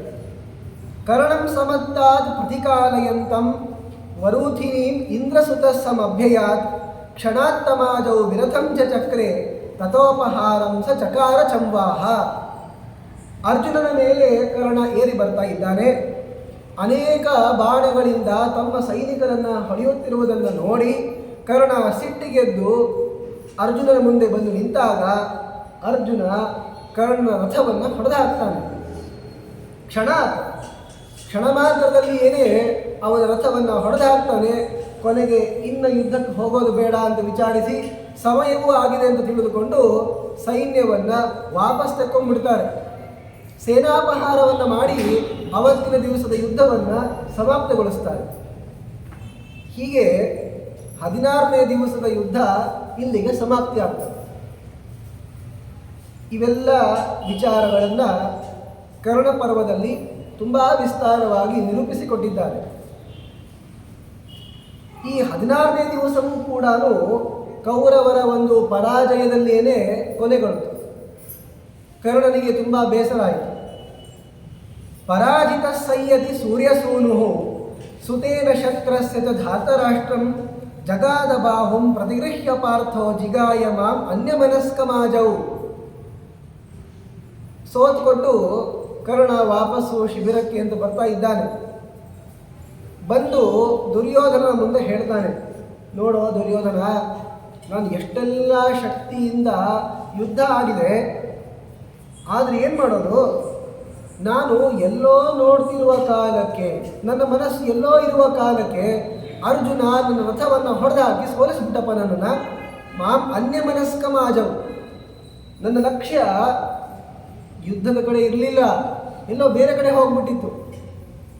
ಅಷ್ಟೊತ್ತರಲ್ಲಿ ಏನೇ ಅರ್ಜುನ ನನ್ನನ್ನು ಹೊಡೆದಾಕ್ಬಿಟ್ನಪ್ಪ, ನಾನು ಸೋತೋದೆ ಅಂತ ಕರ್ಣ ಹೇಳ್ತಾ ಇದ್ದಾನೆ. ಆಗ ಒಂದು ಮಾತನ್ನು ಹೇಳೋದು ನೋಡಿ, ಅರ್ಜುನ ಪರಾಕ್ರಮಿ ಇದ್ದಾನೆ ಅಂತನ್ನೋದನ್ನು ನಾವು ಇಷ್ಟು ದಿವಸಗಳ ಪರ್ಯಂತ ಹೇಳ್ತಾನೇ ಇದ್ದೀವಿ. ಆದರೆ ಕರ್ಣನ ಮನಸ್ಸಿನಲ್ಲಿ ಅರ್ಜುನನ ಬಗ್ಗೆ ಏನು ವಿಚಾರಗಳಿತ್ತು? ಅರ್ಜುನನನ್ನು ನೋಡಿ ಏನು ಅಂದ್ಕೊಳ್ತಾ ಇದ್ದ ಅಂದರೆ, ಸ್ವತಃ ಅರ್ಜುನ ದೊಡ್ಡವನಲ್ಲ, ಅವನಿಗೆ ಕೃಷ್ಣನಂತಹ ಒಬ್ಬ ಸಾರಥಿ ಇದ್ದಾನೆ, ಅದಕ್ಕೋಸ್ಕರ ಅವನು ಗೆಲ್ತಾ ಇರೋದು ಅಂತ ಅಲ್ಲ. ಮತ್ತು ಗಾಂಡೀವ ಧನುಸ್ಸು, ಆಮೇಲೆ ಅಕ್ಷಯ ಬತ್ತಳಿಕೆ, ಹನುಮಂತ ಧ್ವಜದಲ್ಲಿ ಕೂತ್ಕೊಂಡಿರೋದು, ರಥ, ಇದು ಯಾವುದನ್ನು ಎಣಿಸ್ಲಿಲ್ಲ ಅಂದರೆ ಅದನ್ನ ಯಾವುದು ಎಣಿಸ್ತಾ ಇರಲಿಲ್ಲ ಅವನು. ಯಾಕೆಂದರೆ ನನ್ನ ಹತ್ರನೂ ಇದೆ ಅಂತಂತಾನು. ಅದರಲ್ಲಿ ಹನುಮಂತನ ಒಂದು ಸನ್ನಿಧಾನ ಏನು ಧ್ವಜದಲ್ಲಿದೆ ಅದನ್ನಂತೂ ಅವನು ಗಳಿಸೋದೇ ಇಲ್ಲ. ಅವನ ಹತ್ರ ರಥ ಇದೆಯಲ್ಲ, ನನ್ನ ಹತ್ರನೂ ರಥ ಇದೆ. ಪರಶುರಾಮದೇವರು ಕೊಟ್ಟಿರುವಂತಹ ರಥ, ಅವನ ಹತ್ರ ಗಾಂಡೀವ ಧನುಸ್ಸಿದ್ರೆ ಅದಕ್ಕಿಂತಲೂ ಕೂಡ ಅಧಿಕವಾಗಿರುವಂತಹ ಧನುಸ್ಸು ನನ್ನ ಹತ್ರ ಇದೆ ನೋಡಿ. ಅದಕ್ಕಿಂತಲೂ ಗಾಂಡೀವ ಧನುಸ್ಸಕ್ಕಿಂತಲೂ ಅಧಿಕವಾಗಿರುವ ಧನುಸ್ಸು ಅಂದರೆ ಅದು ಒಂದೇ, ಪರಮಾತ್ಮನ ಶಾರಂಗ ಧನುಸ್ಸು. ಯಾಕೆ? ಗಾಂಡೀವ ಧನುಸ್ಸು ಬ್ರಹ್ಮದೇವರ ಧನುಸ್ಸು. ಅದನ್ನು ಪ್ರೀತಿಯಿಂದ ವರುಣನಿಗೆ ಕೊಟ್ಟಿರ್ತಾರೆ. ವರುಣನ ಕೈಯಿಂದ ಅಗ್ನಿ ಇಸ್ಕೊಂಡು ಅರ್ಜುನನಿಗೆ ಅಂತ ಕೊಟ್ಟಿರ್ತಾನೆ ಖಾಂಡವನ ದಹನ ಆಗುವ ಕಾಲಕ್ಕೆ. ಇವನಿಗೇನು ಅಂದರೆ, ನಾನು ಎಲ್ಲ ಸಮಾನ ಇರೋದು ಅರ್ಜುನನಿಗೆ, ಆದರೆ ಒಂದು ಅವನಲ್ಲಿ ಅಧಿಕ ಇದೆ. ಅದೇನು ಅಂದರೆ ಕೃಷ್ಣ ಇದ್ದಾನೆ, ಸಾರಥಿಯಾಗಿದ್ದಾನೆ ಅಂತ. ಅದಕ್ಕೆ ಅವನೇನಂತಾನೆ, ನನಗೂ ಒಬ್ಬ ಕೃಷ್ಣನಿಗೆ ಸಮಾನನಾಗಿರುವಂತಹ ಸಾರಥಿ ಬೇಕು. ನಗ್ತಾರಷ್ಟೇ, ಅಲ್ಲಿ ಕೃಷ್ಣನಿಗೆ ಸಮನಾಗಿರುವಂತಹ ಸಾರಥಿ ಎಲ್ಲರೂ ಸಿದ್ಧನ ಹೇಳಿ ನೋಡಿ. ಉದ್ಯೋಗ ಪರ್ವದಲ್ಲಿ ಅರ್ಜುನ ಹಾಗೂ ದುರ್ಯೋಧನರಿಬ್ಬರೂ ಕೂಡ ಕೃಷ್ಣನ ಬಳಿಗೆ ಬಂದು ನಮ್ಮ ಪಕ್ಷಕ್ಕೆ ಬಂದು ಇದ್ದಾರಪ್ಪ ಅಂತ ಆಮಂತ್ರಣ ಕೊಡೋ ಕಾಲಕ್ಕೆ ಮೊದಲಿಗೆ ದುರ್ಯೋಧನ ಬಂದಿದ್ರು, ಅರ್ಜುನನಿಗೆ ಬಂದು ಕೇಳ್ತಾನೆ ನಿಂಗೇನು ಬೇಕು? ಕೃಷ್ಣನೇ ಬೇಕು ಅಂತ ಪಾರ್ಥ ಹೇಳೋದು. ಇಲ್ಲ ಕೃಷ್ಣ ಯುದ್ಧ ಆಡಲ್ಲ ಅಂತಂದರೆ ಇವನ್ ತಗೊಂಡು ಏನು ಮಾಡಬೇಕು ಅಂತ ಸೈನ್ಯವನ್ನು ಕೇಳ್ತಾನೆ ದುರ್ಯೋಧನ. ತುಂಬ ಪ್ರಸಿದ್ಧವಾದ ಕಥೆ. ಈಗ ಆ ಎಲ್ಲ ಸೈನ್ಯ ಎಲ್ಲೋಯ್ತು ಇವಾಗ? ಕೃಷ್ಣನ ಮಕ್ಕಳು ತುಂಬ ಸೈನಿಕರು ಬಹಳ ಪರಾಕ್ರಮಿಗಳಿದ್ದಾರೆ ಅಂತ ತಿಳಿದು ಅದನ್ನು ದುರ್ಯೋಧನ ತಗೊಂಡು ಬಂದ. ಕೊನೆಗೆ ಎಲ್ಲಿಗೆ ಬಂದತ್ತು? ಕೃಷ್ಣನಂತಹ ಸಾರಥಿ ಇಲ್ಲ, ಅದಕ್ಕೆ ನಾನು ಸೋಲ್ತಾ ಇದ್ದೀನಿ ಅಂತ ಕರ್ಣನ ಬಾಯಲ್ಲಿ ಬರಬೇಕಾಯ್ತು. ಅದಕ್ಕೆ ಹೇಳಿರೋದು ಅರ್ಜುನ ಕೃಷ್ಣ ಯುದ್ಧ ಆಡಿಲ್ಲ ಅಂದ್ರೂ ಚಿಂತೆ ಇಲ್ಲ, ನೀ ಬಂದು ಕೂತ್ಕೊಂಡ್ರೆ ಸಾಕು ಅಂತಂದಲ್ಲ, ಅಲ್ಲೇ ಗೆದ್ದು ಹೋಗಿದ್ದು ಜಯ ಅರ್ಜುನ. ಈಗ ಸುಮ್ಮನೆ ಜಯ ಇದು ಅಷ್ಟೇ. ಈಗಂತ ಇದ್ದಾರೆ ಏನು ಮಾಡೋದು? ಕಾಮಂ ರಥೋಮೆ ಧನುರಪ್ಯಭೇದ್ಯಂ ದತ್ತಂ ಭೃಗೂಣಾಂ ಅಧಿಪೇನ ದಿವ್ಯಂ ಯಂತಾನ ತಾದೃಂ ಮಮ ಯಾದೃಶೋ ಹರಿಃ ಶಲ್ಯೋ ಯದಿ ಸ್ಯಾತ್ ತ್ವದರಿಂ ನಿಹನ್ಯಾಂ. ಪರಶುರಾಮ ದೇವರು ನನಗೆಲ್ಲ ಅನುಗ್ರಹ ಪೂರ್ವಕವಾಗಿ ಕೊಟ್ಟಿದ್ದರು, ನನಗೆ ಎಂತಾನ ತಾದೃಂ ಮಮ ಯಾದೃಶೋ ಹರಿಃ, ಅರ್ಜುನನ ರಥಕ್ಕೆ ಹೇಗೆ ಕೃಷ್ಣ ಇದ್ದಾನೋ ಹಾಗೆ ನನ್ನ ರಥಕ್ಕೆ ಯಾರೂ ಇಲ್ಲ. ನೋಡಿದ ಕೃಷ್ಣನಿಗೆ ಸಮಾನನಾದಂಥವನು ಯಾರಿದ್ದಾರೆ ನೋಡಿ. ಈ ತರಹ ಮಾತಾಡ್ತಾ ಇದ್ದಾನೆ ಅಂತಂದ್ರೆ ಇವನೇನೋ ತಪ್ಪು ಮಾಡ್ತಾ ಇದ್ದಾನೆ ಅಂತಲೇ ಅರ್ಥ. ಆದರೂ ನೋಡಿದ ಯಾರು ಸಿಕ್ಕಿದ್ದು ಅಂದರೆ ಶಲ್ಯ ಸಿಕ್ಕ. ಶಲ್ಯ ತುಂಬ ಪರಾಕ್ರಮಿ. ಯಾಕೆ? ದುರ್ಯೋಧನನ ಬಾಯಿಂದಲೇ ಕೇಳಿದ್ದವನು. ವಿರಾಟ ಪರ್ವದಲ್ಲಿ ಈ ಕೀಚಕನ ಸಂಹಾರವನ್ನು ಮಾಡ್ತಾರೆ ನೋಡಿ. ಕೀಚಕನ ಸಂಹಾರ ಭೀಮಸೇನ ದೇವರು ಮಾಡಿದ ಮೇಲೆ ದುರ್ಯೋಧನನಿಗೆ ಒಂದು ಸಂದೇಹ ಉಂಟಾಯಿತು. ಅಲ್ಲಿ ಕೀಚಕನನ್ನು ಕೊಲ್ಲುವಷ್ಟು ಸಮರ್ಥ ಯಾರಿದ್ದಾರೆ? ಇಡೀ ಆಗಿನ ಕಾಲದಲ್ಲಿ ಈ 4 ಜನ ತುಂಬ ಬಲಿಷ್ಠರು: ಭೀಮ, ಬಲರಾಮ, ಕೀಚಕ ಹಾಗೂ ಶಲ್ಯ. ಈಗ ಬಲರಾಮ ದೇವರು ಅವ್ರು ಯಾಕೆ ಕೊಲ್ಲಿಕ್ಕೆ ಹೋಗ್ತಾರೆ? ಇನ್ನು ಕೀಚಕ ತನ್ನ ತಾನೇ ಕೊಲ್ಕೊಳ್ಬೇಕು, ಅದು ಆಗೋದಿಲ್ಲ. ಇನ್ನು ಶಲ್ಯ ಕೊಲ್ತಾನ? ಇಲ್ಲ. ಆದ್ರಿಂದ ಕೀಚಕನನ್ನು ಕೊಂದವನು ಭೀಮನೇ ಇರ್ಬೋದಲ್ಲ ಅಂತ ಊಹೆ ಮಾಡಿಕೊಂಡು ಬರ್ತಾರೆ ಅಂತ ಕಥೆ ಇದೆ. ಅಲ್ಲಿ ಹೇಳಿದ್ದು ಈ 4 ಜನ ತುಂಬ ಬಲಿಷ್ಠರು ಅಂತ. ಅದರಲ್ಲಿ ಬಲರಾಮನನ್ನ ಕೇಳಲಿಕ್ಕೆ ಅಂತ ಹೋಗಿದ್ದ ದುರ್ಯೋಧನ. ಗುರುಗಳೇ, ಮತ್ತೆ ನಮ್ಮ ಪಾಠ ಹೇಳಿಕೊಟ್ಟಿದ್ದೀರಿ, ಯುದ್ಧಕ್ಕೆ ಬರ್ರಿ ಅಂತ. ಕೃಷ್ಣನ ಮೇಲಿನ ಭಯದಿಂದ ಆಗಲ್ಲಪ್ಪ ಅಂತ ಹೇಳಿದರು. ಕೀಚಕ ಅಂತೂ ಮೃತನಾಗಿ ಹೋಗಿದ್ದಾನೆ. ಭೀಮ ಇವ್ರ ಪಕ್ಷಕ್ಕೆ ಯಾಕೆ ಬರ್ತಾರೆ? ಅವ್ರ ಪಕ್ಷದಲ್ಲಿರೋದು ಯಾರಾದರೂ ಒಬ್ಬರಾದರೂ ಈ ಮಹಾಭಾರತ ಕಾಲೀನ ಅತ್ಯಂತ ಪ್ರಬಲ ವ್ಯಕ್ತಿಗಳು ನನ್ನ ಪಕ್ಷದಲ್ಲಿ ಬರಬೇಕು ಅಂತ ಮೋಸ ಮಾಡಿ ಶಲ್ಯನನ್ನ ತಮ್ಮ ಪಕ್ಷಕ್ಕೆ ಅಂತ ಕರ್ಕೊಂಡು ಬಂದಿರ್ತಾರೆ. ಅವಾಗಿಂದ್ರೂ ಅವರಿಗೊಂದು ಭ್ರಮ ಇದೆ, ಶಲ್ಯ ಕೃಷ್ಣನಿಗೆ ಸಮಾನ ಅಂತ. ಅದಕ್ಕೆ ಕರ್ಣನಿಗೆ ಅವೆಲ್ಲ ಮಾತು ನೆನಪಾಯಿತು. ದುರ್ಯೋಧನ ಹೇಳಿದ್ದ ಶಲ್ಯ ತುಂಬ ಪರಾಕ್ರಮಿ ಇದ್ದಾನೆ, ಅದಕ್ಕೆ ಇವನನ್ನೇ ಸಾರಥಿಯನ್ನಾಗಿ ಮಾಡಿಕೊಳ್ಳೋಣ ಅಂತ. ನೋಡಿ, ಸಾರಥಿಯನ್ನೇನು ಮಾಡಬೇಕು? ರಥ ಓಡಿಸ್ಬೇಕಪ್ಪ. ನೋಡಿ, ಅವನು ಮದ್ರ ದೇಶದ ರಾಜ. ಅವನು ಈ ಕರ್ಣನ ಸಾರಥಿಯಾಗಿ ಬರ್ತಾನ? ನೋಡಿ, ಇದನ್ನು ಕೃಷ್ಣ ವಿಚಾರ ಮಾಡಲಿಲ್ಲ. ಕೃಷ್ಣ ಪರಮಾತ್ಮನಿಗೆ ಅಹಂಕಾರ, ದರ್ಪ, ಗರ್ವ ಯಾವುದೂ ಕೂಡ ಇರೋದಿಲ್ಲ. ಇದನ್ನು ಕೃಷ್ಣ ವಿಚಾರ ಮಾಡಿದ್ದ ಹೇಳಿ, ನಾನು ಅರ್ಜುನನ ಸಾರಥಿಯಾಗಿ ಯಾಕಾಗಬೇಕು, ಅಥವಾ ಪಾಂಡವರ ಮನೆಯಲ್ಲಿ ಕೆಲಸ ಮಾಡ್ಕೊಂಡಿರಬೇಕು ಅಂತೆಲ್ಲ ಹೇಳಿದ್ದಾರೆ ನೋಡಿ. ಇದು ಯಾವುದನ್ನು ಕೂಡ ಯಾರು ಹೇಳಿದ್ರು ಅಂತಲ್ಲ, ಕೃಷ್ಣ ಸ್ವತಃ ತಾನೇ ಅನುಗ್ರಹ ಮಾಡಬೇಕು ಅನ್ನೋ ಬುದ್ಧಿಯಿಂದ ಈ ಕೆಲಸಗಳನ್ನು ಮಾಡ್ತಾ ಇರೋದು. ಈಗ ಕರ್ಣ ನೋಡಿದ ಕೃಷ್ಣನಿಗೆ ಸಮಾನವನು ಶಲ್ಯ, ಆದ್ದರಿಂದ ಶಲ್ಯನನ್ನೇ ಕರೆಯೋಣ. ನೋಡಿ, ಎಂದೂ ಕೂಡ ಇದೊಂದು ತಪ್ಪನ್ನು ಮಾಡಬಾರ್ದು. ಯಾರನ್ನೂ ಕೂಡ ಪರಮಾತ್ಮನಿಗೆ ಸಮ ಅಂತ ತಿಳಿಯತಕ್ಕದ್ದಲ್ಲ. ಎಷ್ಟೇ ದೊಡ್ಡವರು ಇರ್ಬೋದು, ಮಹಾದೇವತೆಗಳು ಅಂತ ಆದರೂ ಕೂಡ ಅವರು ದೇವತೆಗಳಷ್ಟೇ, ಆದರೆ ಅವರು ಪರಮಾತ್ಮ ಆಗಲಿಕ್ಕೆ ಸಾಧ್ಯ ಇಲ್ಲ. ಸ್ವತಃ ವಾಯುದೇವರಾಗಿದ್ದರೂ ಕೂಡ ಅವರು ಪರಮಾತ್ಮನ ಅಧೀನನೇ. ಅವರು ತುಂಬ ಪರಾಕ್ರಮಿಗಳಿದ್ದಾರೆ, ಎಲ್ಲ ಸಮರ್ಥರಿದ್ದಾರೆ ಅಂತಂದು ಮಾತ್ರಕ್ಕೆ ಅವರು ಪರಮಾತ್ಮನಿಂದ ಅಭಿನ್ನರಾಗಲಿಕ್ಕೆ ಸಾಧ್ಯ ಇಲ್ಲ. ಈಗ ಶಲ್ಯನಲ್ಲೂ ಪರಾಕ್ರಮ ಇದೆ, ಆದರೆ ಕೃಷ್ಣನಿಗೆ ಸಮ ಹೇಗಾಗ್ತಾನೆ ಹೇಳಿ. ನೋಡಿದ್ರು ಶಲ್ಯನನ್ನ ಕರಿಬೇಕು ಅಂತ ಹೋಗ್ತಾ ಇದ್ದಾನೆ. ನೋಡಿ, ಶಲ್ಯ ಮಹಾರಾಜ ಈಗಾಗಲೇ ಧರ್ಮರಾಜನಿಂದ ಕೆಲವು ಮಾತನ್ನು ಹೇಳಲ್ಪಟ್ಟಿದ್ದ. ನೋಡು ಶಲ್ಯ, ಹೇಗಿದ್ರೂ ಕೂಡ ನೀನು ಕೌರವರ ಪಕ್ಷಕ್ಕೆ ಯುದ್ಧ ಆಡೋದು, ಆದರೆ ಒಂದು ಕೆಲಸ ಮಾಡು, ನೀನು ಅವ್ರು ಕೇಳಿದ ಬಂದೇ ಬರ್ತಾರೆ, ಕರ್ಣನ ಸಾರಥಿಯಾಗು ಅಂತ. ನೀನು ಕರ್ಣನ ಸಾರಥಿ ಆಗಬೇಕು. ಸಾರಥಿ ಆದಮೇಲೆ ಕರ್ಣನಿಗೆ ತುಂಬ ನಿಂದ ಮಾಡಬೇಕು, ಕರ್ಣನನ್ನು ಅವಹೇಳನೆ ಮಾಡಬೇಕು, ಕರ್ಣನ ಮುಂದೆ ಅರ್ಜುನನ ಪ್ರಶಂಸೆ ಮಾಡಬೇಕು. ಅದರಿಂದ ಮತ್ತಷ್ಟು ಅವನಿಗೆ ಮನಸ್ಸಿಗೆ ತಗೊಂಡು ಆ ಸ್ಪರ್ಧೆ ಆಡಬೇಕು ಅಂತ ಅವನು ಪ್ರಯತ್ನ ಮಾಡ್ತಾನೆ, ಸೋತು ಹೋಗ್ತಾನೆ. ಈ ತರಹ ಮೊದಲೇ ಹೇಳಿರ್ತಾನೆ. ಈಗ ಎಲ್ಲರೂ ಸೇರಿಕೊಂಡು ಹೇಳಿದರು, ಶಲ್ಯ ಮಹಾರಾಜ, ನೀನು ಕರ್ಣನ ಸಾರಥಿ ಆಗಬೇಕಪ್ಪ. ಯಾಕೆ ಗೊತ್ತಾ, ಅರ್ಜುನ ಗೆಲ್ತಾ ಇರೋದು ಕೃಷ್ಣನನ್ನು ಸಾರಥಿ ಮಾಡಿಕೊಂಡಿದ್ದಕ್ಕೆ, ಬೇರೆ ಎಲ್ಲವೂ ಕೂಡ ಕರ್ಣನಲ್ಲೂ ಸಮ ಇದೆ. ಆದ್ದರಿಂದ ನೀನು ಒಬ್ಬನು ಹೇಗಾದರೂ ಮಾಡಿ ಸಾರಥಿಯಾಗು ಅಂತ ಹೇಳಿದ್ರು. ಇವನಿಗೆ ಸಿಟ್ಟು ಬಂದೋಯ್ತು. ರಾಜನಾಗಿರುವಂತಹ ನಾನು ಇನ್ನೊಬ್ಬರಿಗೆ ಸಾರಥಿ ಆಗಬೇಕಾ? ಒಂದು ಮಾತಿದೆ, ಸಹತೇನ ಜನೋಪ್ಯಧ ಕ್ರಿಯಾಂ ಕಿಮು ಲೋಕಾಧಿಕ ಧಾಮ ರಾಜಕಂ. ಅಲ್ಲಿ ಹಾದಿಯಲ್ಲಿ ಹೋಗುವಂಥ ವ್ಯಕ್ತಿಗಳಿಗೇನೆ ಒಂದು ಕೆಲಸ ಹೇಳಿದರೆ ಸಿಟ್ಟಿಗೆ ಹೇಳ್ತಾರೆ, ಅವರಿಗೆ ಗೌರವ ಕೊಡದಿದ್ದರೆ ಸಿಟ್ಟಿಗೆ ಹೇಳ್ತಾರೆ. ಅವನೇನು ಶಾಸಕ ಆಗೋದು ಬೇಡ, ಮಂತ್ರಿ ಆಗಿರೋದು ಬೇಡ, ರಾಜ ಅಲ್ಲ, ಸುಮ್ಮನೆ ಹಾದಿಯಲ್ಲಿ ಹೋಗುವಂಥ ಒಬ್ಬ ಕಷ್ಟಿತ ವ್ಯಕ್ತಿ. ಆ ತರಹ ಆದರೂ ಕೂಡ ನೀವೇನು ಅಂತಕ್ಕದ್ದು. ಇಂತಹದ್ದು ಮಹಾರಾಜ, ಮದ್ರ ದೇಶದ ರಾಜ, ಅವನನ್ನು ಸಾರಥಿಯಾಗು ಅಂತಂದರೆ ಅವನು ಕ್ರುದ್ಧ ಇವಾಭವತ, ಸಿಟ್ಟಿಗೆದ್ದವನಂತ ನಾಟಕ ಮಾಡಿದ. ಯಾಕೆ, ಅವನಿಗೆ ಬೇಕಾಗಿದೆ ಧರ್ಮರಾಜನ ಕೆಲಸ ಮಾಡಬೇಕು ಅಂತ.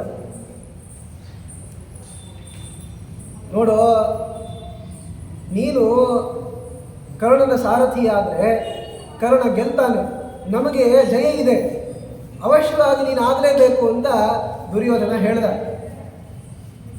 ಆದರೆ ಇವನು ಮನಸ್ಸು ಒಪ್ಪೋದಿಲ್ಲ. ನೋಡಿ, ಸಾರಥಿ ಆದರೆ ಅವನು ಹೇಳೋದನ್ನು ಕೇಳ್ಕೊಂಡಿರ್ಬೇಕು, ಸರಿಯಾಗಿ ಓಡಿಸಿಲ್ಲ ಅಂತಂತಾನೆ, ಬೈತಾನೆ, ಬಯಸ್ಕೊಳ್ಬೇಕು.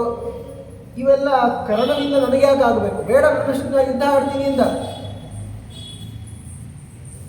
ಆಗ ದುರ್ಯೋಧನ ಮಾತಾಡ್ತಾನೆ, ನೋಡು ಶಲ್ಯ, ನೀನು ಎಷ್ಟು ಪರಾಕ್ರಮಿ ಗೊತ್ತಾ, ನೀನು ಒಬ್ಬನೇ ಇಡೀ ಈ ಕೌರವರ ಸೈನ್ಯವನ್ನು ಪಾಂಡವರ ಸೈನ್ಯವನ್ನು ಸೋಲಿಸಬಹುದು.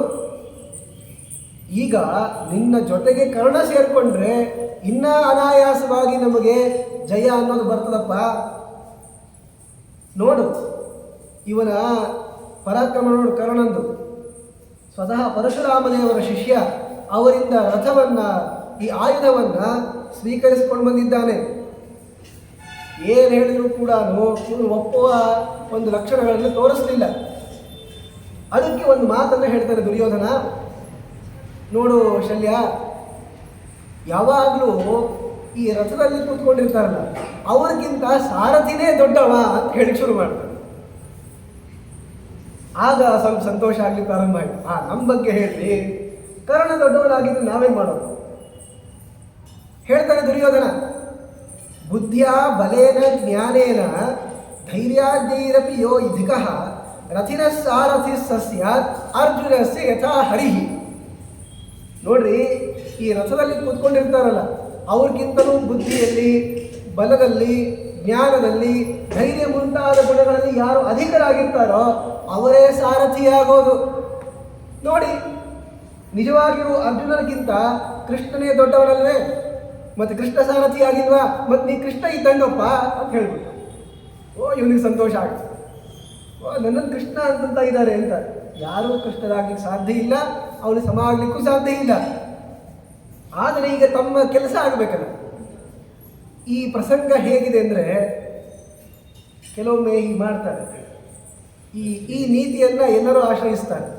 ತಮ್ಮ ಕೆಲಸ ಆಗಬೇಕು ಅಂತ ಎದುರಿನ ವ್ಯಕ್ತಿಯನ್ನು ತುಂಬ ಪ್ರಶಂಸೆ ಮಾಡಿಬಿಡೋದು. ಅವ್ರು ಎಷ್ಟು ಆ ಪ್ರಶಂಸೆಯಿಂದ ಹಿಗ್ಗಿ ಬಿಡ್ತಾರೆ ಅಂದರೆ ನೀವು ಹೇಳಿದ್ದೆಲ್ಲ ಕೆಲಸ ಮಾಡ್ತಾರೆ. ಈ ಚಿಕ್ಕ ಹುಡುಗರು ಇರ್ತಾರೆ ನೋಡಿ, ಏನೋ ಅವ್ರಿಗೆ ಬೇಕಾಗಿರ್ತದೆ. ಇಲ್ಲಿ ತನಕ ಎಂದು ತಾಯಿಗೆ ಆರಾಮಿದೆಯಾ ಇಲ್ಲ ಏನು ಕೇಳಲ್ಲ. ಆವತ್ತಿನ ದಿವಸ ಬಂದು ಕೆಲಸ ಮಾಡೋದು ಅಥವಾ ಇಷ್ಟೆಲ್ಲ ಕೆಲಸ ಪಟ್ಟು ಎಷ್ಟು ಕಷ್ಟಪಡ್ತಾ ಇದೆಯಮ್ಮ ಅಂತ ಅನ್ನೋದು ಗೊತ್ತಾಗ್ತದೆ ತಾಯಿಗೆ, ಇವನೇನೋ ಕೇಳಲಿಕ್ಕೆ ಬಂದಿದ್ದಾನೆ ಅಂತ. ಏನು ಬೇಕು ಅಂತ ಕೇಳ್ತಾರೆ, ನೀವು ಕೊಟ್ರಿ ಅಂದರೆ ಮತ್ತೆ ನಿಮ್ಮ ಕಡೆ ಬರೋದೂ ಇಲ್ಲ ಅವರು. ಈಗ ದುರ್ಯೋಧನಿಗೆ ತನ್ನ ಕೆಲಸ ಆಗಬೇಕಾಗಿಲ್ಲ. ಆಮೇಲೆ ಆ ಭ್ರಾಂತಿಯೂ ಕೂಡ ಇತ್ತು ದುರ್ಯೋಧನಿಗೆ. ಕೃಷ್ಣನಿಗೆ ಶಲ್ಯ ಅಂತ ಅದಕ್ಕೆ ಹೇಳ್ತಾ ಇದ್ದಾನೆ, ಭವಾನಪ್ಯಧಿಕ ಕೃಷ್ಣಾತ್ ಅಶ್ವಜ್ಞಾನೇ ಬಲೆ ಕಥಾ. ಹೇಗೆ ಕುದುರೆಗಳನ್ನು ಓಡಿಸಬೇಕು ಅನ್ನುವಂತಹ ಆ ಜ್ಞಾನದ ವಿಷಯದಲ್ಲಿ ಕೃಷ್ಣನಿಗಿಂತ ಜಾಸ್ತಿ ನಿನಗೆ ಗೊತ್ತಿದೆಯಪ್ಪ. ಆದ್ದರಿಂದ ನೀನು ಈ ಕರ್ಣನ ಸಾರಥಿ ಆಗಲೇಬೇಕು ಅಂತ ನಿನಗೊಂದು ಕಥೆ ಹೇಳ್ತೀನಿ ಅಂತ ಕಥೆ ಹೇಳ್ತಾನೆ. ನೋಡಿ, ನಾವು ಕೂಡ ಪರಮಾತ್ಮನ ಅನೇಕ ಕಥೆಗಳನ್ನು ಹೇಳ್ತೇವೆ. ಆದರೆ ಅದರಲ್ಲಿ ಶ್ರದ್ಧೆಯನ್ನು ಇಟ್ಟಿಲ್ಲ ಅಂದರೆ ಅಥವಾ ಯಾವುದೋ ಒಂದು ಬೇರೆ ಪ್ರಯೋಜನಕ್ಕೆ ಅಂತ ಆ ಕಥೆಗಳನ್ನು ಬಳಸಿಕೊಂಡ್ರೆ ನಮಗೆ ಸಂಪೂರ್ಣವಾಗಿರುವಂತಹ ಫಲ ಆ ಕಥೆಯಿಂದ ದೊರೆಯೋದಿಲ್ಲ. ಈಗ ದುರ್ಯೋಧನ ಶಲ್ಯನಿಗೆ ಒಂದು ಕಥೆ ಹೇಳ್ತಾನೆ, ಅದೇ ತ್ರಿಪುರಾಸುರನ ಸಂಹಾರದ ಕಥೆ. ತ್ರಿಪುರಾಸುರ ಸಂಹಾರ ಕಥೆ ತುಂಬ ಪ್ರಸಿದ್ಧವಾಗಿರುವ ಕಥೆ. ರುದ್ರದೇವರು ತ್ರಿಪುರಾಸುರನ ಸಂಹಾರವನ್ನು ಮಾಡಿರುವಂತಹದ್ದನ್ನು ನಿರೂಪಿಸುವ ಬಹಳ ಉನ್ನತ ಮಟ್ಟದ ಕಥೆ. ಇದನ್ನು ಭಾಗವತದಲ್ಲೂ ಕೂಡ ಹೇಳ್ತಾರೆ. ಇಲ್ಲಿ ಸ್ವತಃ ಮಹಾಭಾರತದಲ್ಲೂ ಬರ್ತಾ ಇದೆ, ಅದನ್ನು ಹೇಳ್ತೀವಿ. ಈ ಕಥೆಯನ್ನು ಕೇಳಿದಾಗ ಪರಮಾತ್ಮನ ಅನುಗ್ರಹವಾಗಿ ಶತ್ರು ವಿನಾಶ ಆಗ್ತದೆ ಅಂತೆಲ್ಲ ಪ್ರಯೋಜನಗಳನ್ನು ಹೇಳಿದ್ದಾರೆ. ಆದರೆ ದುರ್ಯೋಧನ ಈ ಕಥೆಗಳನ್ನು ಬಳಸ್ಕೊಂಡಿದ್ದು ಯಾಕೆ ಅಂದರೆ ಉತ್ತಮರು ಸಾರಥಿಗಳಾಗ್ತಾರೆ. ಈ ರಥದಲ್ಲಿ ಕೂತ್ಕೊಂಡಿರುವಂತಹ ವ್ಯಕ್ತಿಗಿಂತ ಸಾರಥಿಯೇ ಶ್ರೇಷ್ಠ ಅಂತ ಹೇಳಲಿಕ್ಕೆ, ಬರೀ ಅಷ್ಟೇ ಅಲ್ಲ, ತನ್ನ ಕೆಲಸ ಆಗೋದಕ್ಕೆ ಈ ಕಥೆಯನ್ನು ಬಳಸ್ಕೊಳ್ತಾನೆ. ಅದಕ್ಕೆ ಈ ಮಂತ್ರಗಳನ್ನು ನಾವು ಜಪ ಮಾಡೋ ಕಾಲಕ್ಕೆ ಅಲ್ಲಿ ಯಾವುದನ್ನು ವಿನಿಯೋಗ ಮಾಡ್ತೀರಿ ಅಂತ ವಿನಿಯೋಗವನ್ನು ಹೇಳಬೇಕು. ಈಗ ನಾವು ಗಾಯತ್ರಿ ಮಂತ್ರವನ್ನು ಪ್ರತಿ ದಿವಸ ಓದ್ತೀವಪ್ಪ, ಪಾರಾಯಣ ಮಾಡ್ತೀವಿ, ಜಪ ಮಾಡ್ತೀವಿ. ಅದರಲ್ಲಿ ಪ್ರಾಣಾಯಾಮಕ್ಕೂ ಕೂಡ ನಾವು ಗಾಯತ್ರಿ ಮಂತ್ರವನ್ನು ಬಳಸ್ತೇವೆ. ಅದನ್ನು ಉಪಯೋಗಿಸೋ ಕಾಲಕ್ಕೆ ಮತ್ತು ನಾವು ಪ್ರಾಣಾಯಾಮೇ ವಿನಿಯೋಗ, ಅದು ಪ್ರಾಣಾಯಾಮ ಮಾಡಲಿಕ್ಕೆ ಅಂತ ಅದನ್ನು ಬಳಸೋದು ಅಂತ ಹೇಳೋದು. ಇವರು ಈ ಕಥೆಯಿಂದ ರುದ್ರದೇವರ ಅನುಗ್ರಹ ಆಗತ್ತೆ ನಾವು ಹೇಳ್ತೀವಲ್ಲ, ರುದ್ರದೇವರು ಪ್ರಸನ್ನ ಆಗ್ತಾರೆ, ನಿಮಗೆ ಆರೋಗ್ಯ ಐಶ್ವರ್ಯಗಳು ಬರ್ತವೆ. ಇದಕ್ಕೆಲ್ಲ ಈಗ ಶಲ್ಯ ಸಾರಥಿ ಆಗಬೇಕು, ಅದರ ಸಲುವಾಗಿ ಈ ಕಥೆ ಹೇಳ್ತಾರೆ. ಬಹಳ ಪ್ರಸಿದ್ಧ ಕಥೆ ಇದೆ. ಭೂಯ ಏವತು ಮದ್ರೇಶ ಯತ್ವಾ ವಕ್ಷ್ಯಾಮಿ ತಚ್ಛೃಣು ಯಥಾ ಪುರಾವೃತ್ತಮಿದಂ ಯುದ್ಧೇ ದೇವಾಸುರೇ ಪ್ರಭೋ. ನೋಡು ಶಲ್ಯ, ದೊಡ್ಡವರೇ ಸಾರಥಿಗಳಾಗೋದು, ಚಿಕ್ಕವರೇ ರಥದಲ್ಲಿ ಕೂತ್ಕೊಳ್ಳೋದು. ನಿನಗೆ ರುದ್ರದೇವರ ಕಥೆ ಹೇಳ್ತೀನಿ ಕೇಳು ಅಂತ. ತ್ರಿಪುರಾಸುರನ ಸಂಹಾರ ಮಾಡೋ ಕಾಲಕ್ಕೆ ಬ್ರಹ್ಮದೇವರು ಸಾರಥಿಗಳಾಗ್ತಾರೆ, ನಮ್ಮ ಶಿವ ರಥದಲ್ಲಿ ಕೂತ್ಕೊಂಡು ಯುದ್ಧ ಆಗ್ತಾರೆ. ಈಗ ನೀನು ಹೇಳು, ಯಾರು ದೊಡ್ಡವರು? ಹಾಗಾದರೆ ನಿನಗೇನು ಸಾರಥ್ಯ ಬೇಡ ಅಂತ ಅಲ್ಲ, ಕರ್ಣನ ಸಾರಥ್ಯ ಬೇಡ ಅಂತಲ್ವಾ? ಹೌದು, ಕರ್ಣನಕ್ಕಿಂತ ನೀನೇ ದೊಡ್ಡವನು. ಆ ವಿಚಾರ ಹೇಳಲಿಕ್ಕೆ ಅಂತ ಈ ತ್ರಿಪುರಾಸುರನ ಕಥೆಯನ್ನು ಹೇಳ್ತಾರೆ. ದೇವತೆಗಳಿಗೂ ಹಾಗೂ ದೈತ್ಯರಿಗೂ ಯುದ್ಧ ಅನ್ನೋದು ಇದು ಸರ್ವಕಾಲದಲ್ಲೂ ಕೂಡ ನಡೀತಾ ಇರ್ತದೆ. ಅನೇಕ ಬಾರಿ ದೇವತೆಗಳೇನೇ ಗೆಲ್ಲೋದು, ಅನೇಕ ಬಾರಿ, ಎಲ್ಲ ಬಾರಿ ಅವರೇ ಗೆಲ್ತಾರೆ. ಕೆಲವೊಮ್ಮೆ ದೈತ್ಯರು ಕೂಡ ಗೆಲ್ತಾರೆ. ಒಮ್ಮೆ ಏನಾಯಿತು, ಬಹಳ ಘೋರವಾಗಿರುವಂತಹ ಯುದ್ಧ ಆಯಿತು. ಯುದ್ಧ ಆದಮೇಲೆ ದೈತ್ಯರಲ್ಲೂ ಕೂಡ ಸೋತೋದ್ರು, ದೇಹದಲ್ಲಿ ಶಕ್ತಿಯೇ ಇಲ್ಲ, ಇನ್ನು ದೇವತೆಗಳನ್ನು ಎದುರಿಸಲಿಕ್ಕೆ ಆಗಲ್ಲ ಅನ್ನುವಂತಹ ಸ್ಥಿತಿಯನ್ನು ಪಡೆದು ಒಬ್ಬ ಅಸುರ, ತಾರಕಾಸುರ ಅಂತ. ಆ ತಾರಕಾಸುರನಿಗೆ 3 ಜನ ಮಕ್ಕಳಿರ್ತಾರೆ, ತಾರಾಕ್ಷ, ಕಮಲಾಕ್ಷ, ವಿದ್ಯುನ್ಮಾಲಿ ಅಂತ. ಇವರೇ ತ್ರಿಪುರಾಸುರರು ಅಂದರೆ. ತ್ರಿಪುರಾಸುರರು ಅಂದರೆ 3 ಪಟ್ಟಣವನ್ನು ಕಟ್ಟಿಸ್ಕೊಂಡಿರುವಂತಹ 3 ಜನ ಅವರು. ಅಲ್ಲಿರುವಂತಹ ರಾಕ್ಷಸರು ತ್ರಿಪುರಾಸುರರು. ಹೀಗೆ ಈ 3 ಜನ ತಪಸ್ಸನ್ನು ಮಾಡ್ತಾರೆ. ದಮೇನ ತಪಸಾಚೈವ ನಿಯಮೇನ ಸಮಾಧಿನ, ತುಂಬ ಇಂದ್ರಿಯ ನಿಗ್ರಹವನ್ನು ಪಡೆದುಕೊಂಡು ಉಗ್ರವಾಗಿರುವ ತಪಸ್ಸನ್ನು ಮಾಡ್ತಾ ಇದ್ದಾರೆ. ಬ್ರಹ್ಮದೇವರು ಪ್ರಸನ್ನಾದರು. ಬ್ರಹ್ಮದೇವರು ಬಂದು ಏನರಪ್ಪ ನಿಮ್ಗೆ ವರ ಬೇಕು ಕೇಳ್ರಿ ಅಂತ ಹೇಳ್ತಾ ಇದ್ದಾರೆ. ಆಗಂದ್ರು ನಮಗೆ ಅವಧ್ಯತ್ವ ವರ ಬೇಕು, ನಮ್ಮನ್ನು ಯಾರೋ ಕೊಲ್ಲಬಾರ್ದು, ಆ ತರಹ ಅನುಗ್ರಹ ಮಾಡಿ ಎಂದು ಕೇಳಿಕೊಂಡಾಗ ಆಗ ಬ್ರಹ್ಮದೇವರು ಹೇಳಿದರು, ನೋಡಪ್ಪ ಅವಧ್ಯತ್ವನ್ನೆಲ್ಲ ಕೊಡ್ಲಿಕ್ಕಾಗಲ್ಲ, ಯಾಕೆ ನಾನು ಒಂದು ದಿವಸ ದೇಹ ಬಿಡಲೇಬೇಕು, ಅದಕ್ಕೆ ಈ ಅಮರತ್ವವನ್ನು ಬಿಟ್ಟು ಬೇರೆ ಏನಾದರೂ ವರ ಬೇಕಿದ್ರೆ ಕೇಳಿ ಕೊಡ್ತೀನಿ ಎಂದರು. ಆಗ ಈ 3 ಜನ, ಈ ತಾರಾಕ್ಷ, ಕಮಲಾಕ್ಷ, ವಿದ್ಯುನ್ಮಾಲಿ, ಈ 3 ಜನ ಕೇಳ್ಕೊಳ್ತಾರೆ, ಓ ಹಾಗಾದರೆ ಒಂದು ಕೆಲಸ ಮಾಡಬೇಕು, ನಮಗೆ 3 ಪಟ್ಟಣಗಳನ್ನು ನಿರ್ಮಿಸಿ ಕೊಡಬೇಕು. ಯಾವ ಪಟ್ಟಣ ಹೇಗಿರಬೇಕು ಅಂದರೆ ಕಾಮಗಮಂ ಶುಭಂ, ನಾವು ಎಲ್ಲಿ ಬೇಕು ಅಂತೀವೋ ಅಲ್ಲಿ ಬರಬೇಕು. ಈ ಕೆಲವೊಬ್ಬರಿಗೆ ಇರ್ತದೆ ತಮ್ಮ ಊರು ಬಿಟ್ಟು ಹೋಗ್ಲಿಕ್ಕಾಗಲ್ಲ, ಹುಟ್ಟೂರು ಅಂತ ಇರ್ತದೆ, ಏನೋ 100 ನಂಟುಗಳಿರ್ತಾವಪ್ಪ, ಹುಟ್ಟೂರು, ಬೆಳೆದದ್ದೂರು, ಆಮೇಲೆ ಮೃತವಾದ ಊರು ಅಂತಿರಲ್ಲ, ಯಾಕೆ ಇನ್ನೊಂದು ಬರಲ್ಲ. ಆದ್ದರಿಂದ ಹೀಗೆ ಊರನ್ನು ತುಂಬ ಹಚ್ಕೊಂಡಿರ್ತಾರೆ. ಅವ್ರು ಅಂದ್ಕೊಳ್ತಿರ್ಬೋದು, ಈ ನಮ್ಮ ಊರಿಗೆ ಬಂದಿದ್ರೆ ಎಷ್ಟು ಚಲೋ ಆಗ್ತಿತ್ತಲ್ಲ ಅಂತ. ಹಾಗೆ ಕೇಳ್ಕೊಂಡಿದ್ದೀವರು, ನಾವು ಎಲ್ಲಿ ಬೇಕು ಅಂತೀವೋ ಅಲ್ಲಿ ನಮ್ಮ ಊರು ಬರಬೇಕು. ಕಾಮಗಮಂ ಸರ್ವಕಾಮ ಸಮುದ್ಧಾರ್ಥಂ ಅವಧ್ಯಂ ದೇವದಾನವೈಹಿ, ಯಾರೇ ಆಕ್ರಮಣ ಮಾಡಿದರೂ ಕೂಡ ಈ ನಮ್ಮ ಊರಿಗೇನೂ ಆಗಬಾರ್ದು. ನಕೃತ್ಯಾಪಿ ನ ಶಸ್ತ್ರೈಶ್ಚ ಶಾಪೈಹಿ ಬ್ರಹ್ಮವಾದಿನ, ಯಾವೇ ಬ್ರಾಹ್ಮಣರು ಶಾಪ ಕೊಟ್ಟರು ಅದಕ್ಕೆ ಈ ಪಟ್ಟಣ ಹಾಳಾಗೋಯ್ತು ಅಂತಲೂ ಆಗಬಾರ್ದು.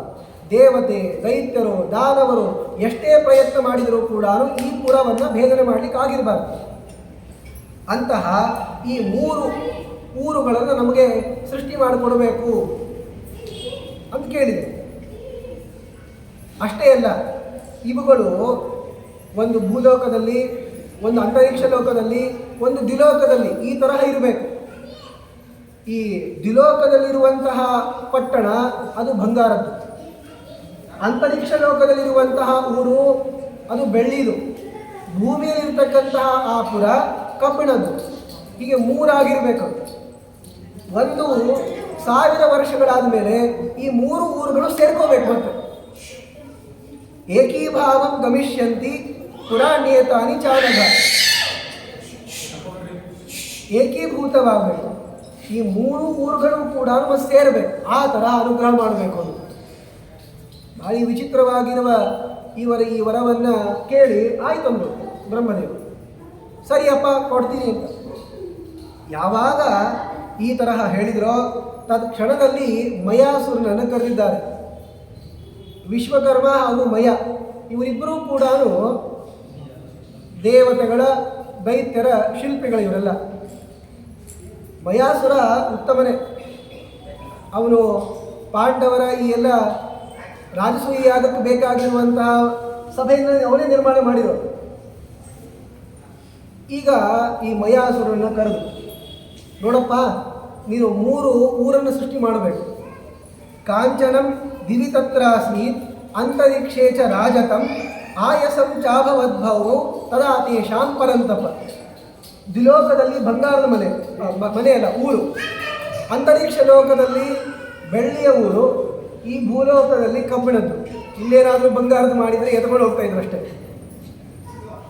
1000 ವರ್ಷ ಆದಮೇಲೆ ಈ 3 ಪಟ್ಟಣಗಳು ಕೂಡ ಸೇರ್ಕೊಂಡ್ಬಿಡ್ತವೆ. ಅಂದರೆ ಅದು 3 ಒಂದರಲ್ಲಿರುವಂತಹ ಪಟ್ಟಣಗಳು ಅಂತ. ಅದರಲ್ಲಿ ವಾಸ ಮಾಡುವಂತಹ ಈ 3 ಜನರೇ ತ್ರಿಪುರಾಸುರರು.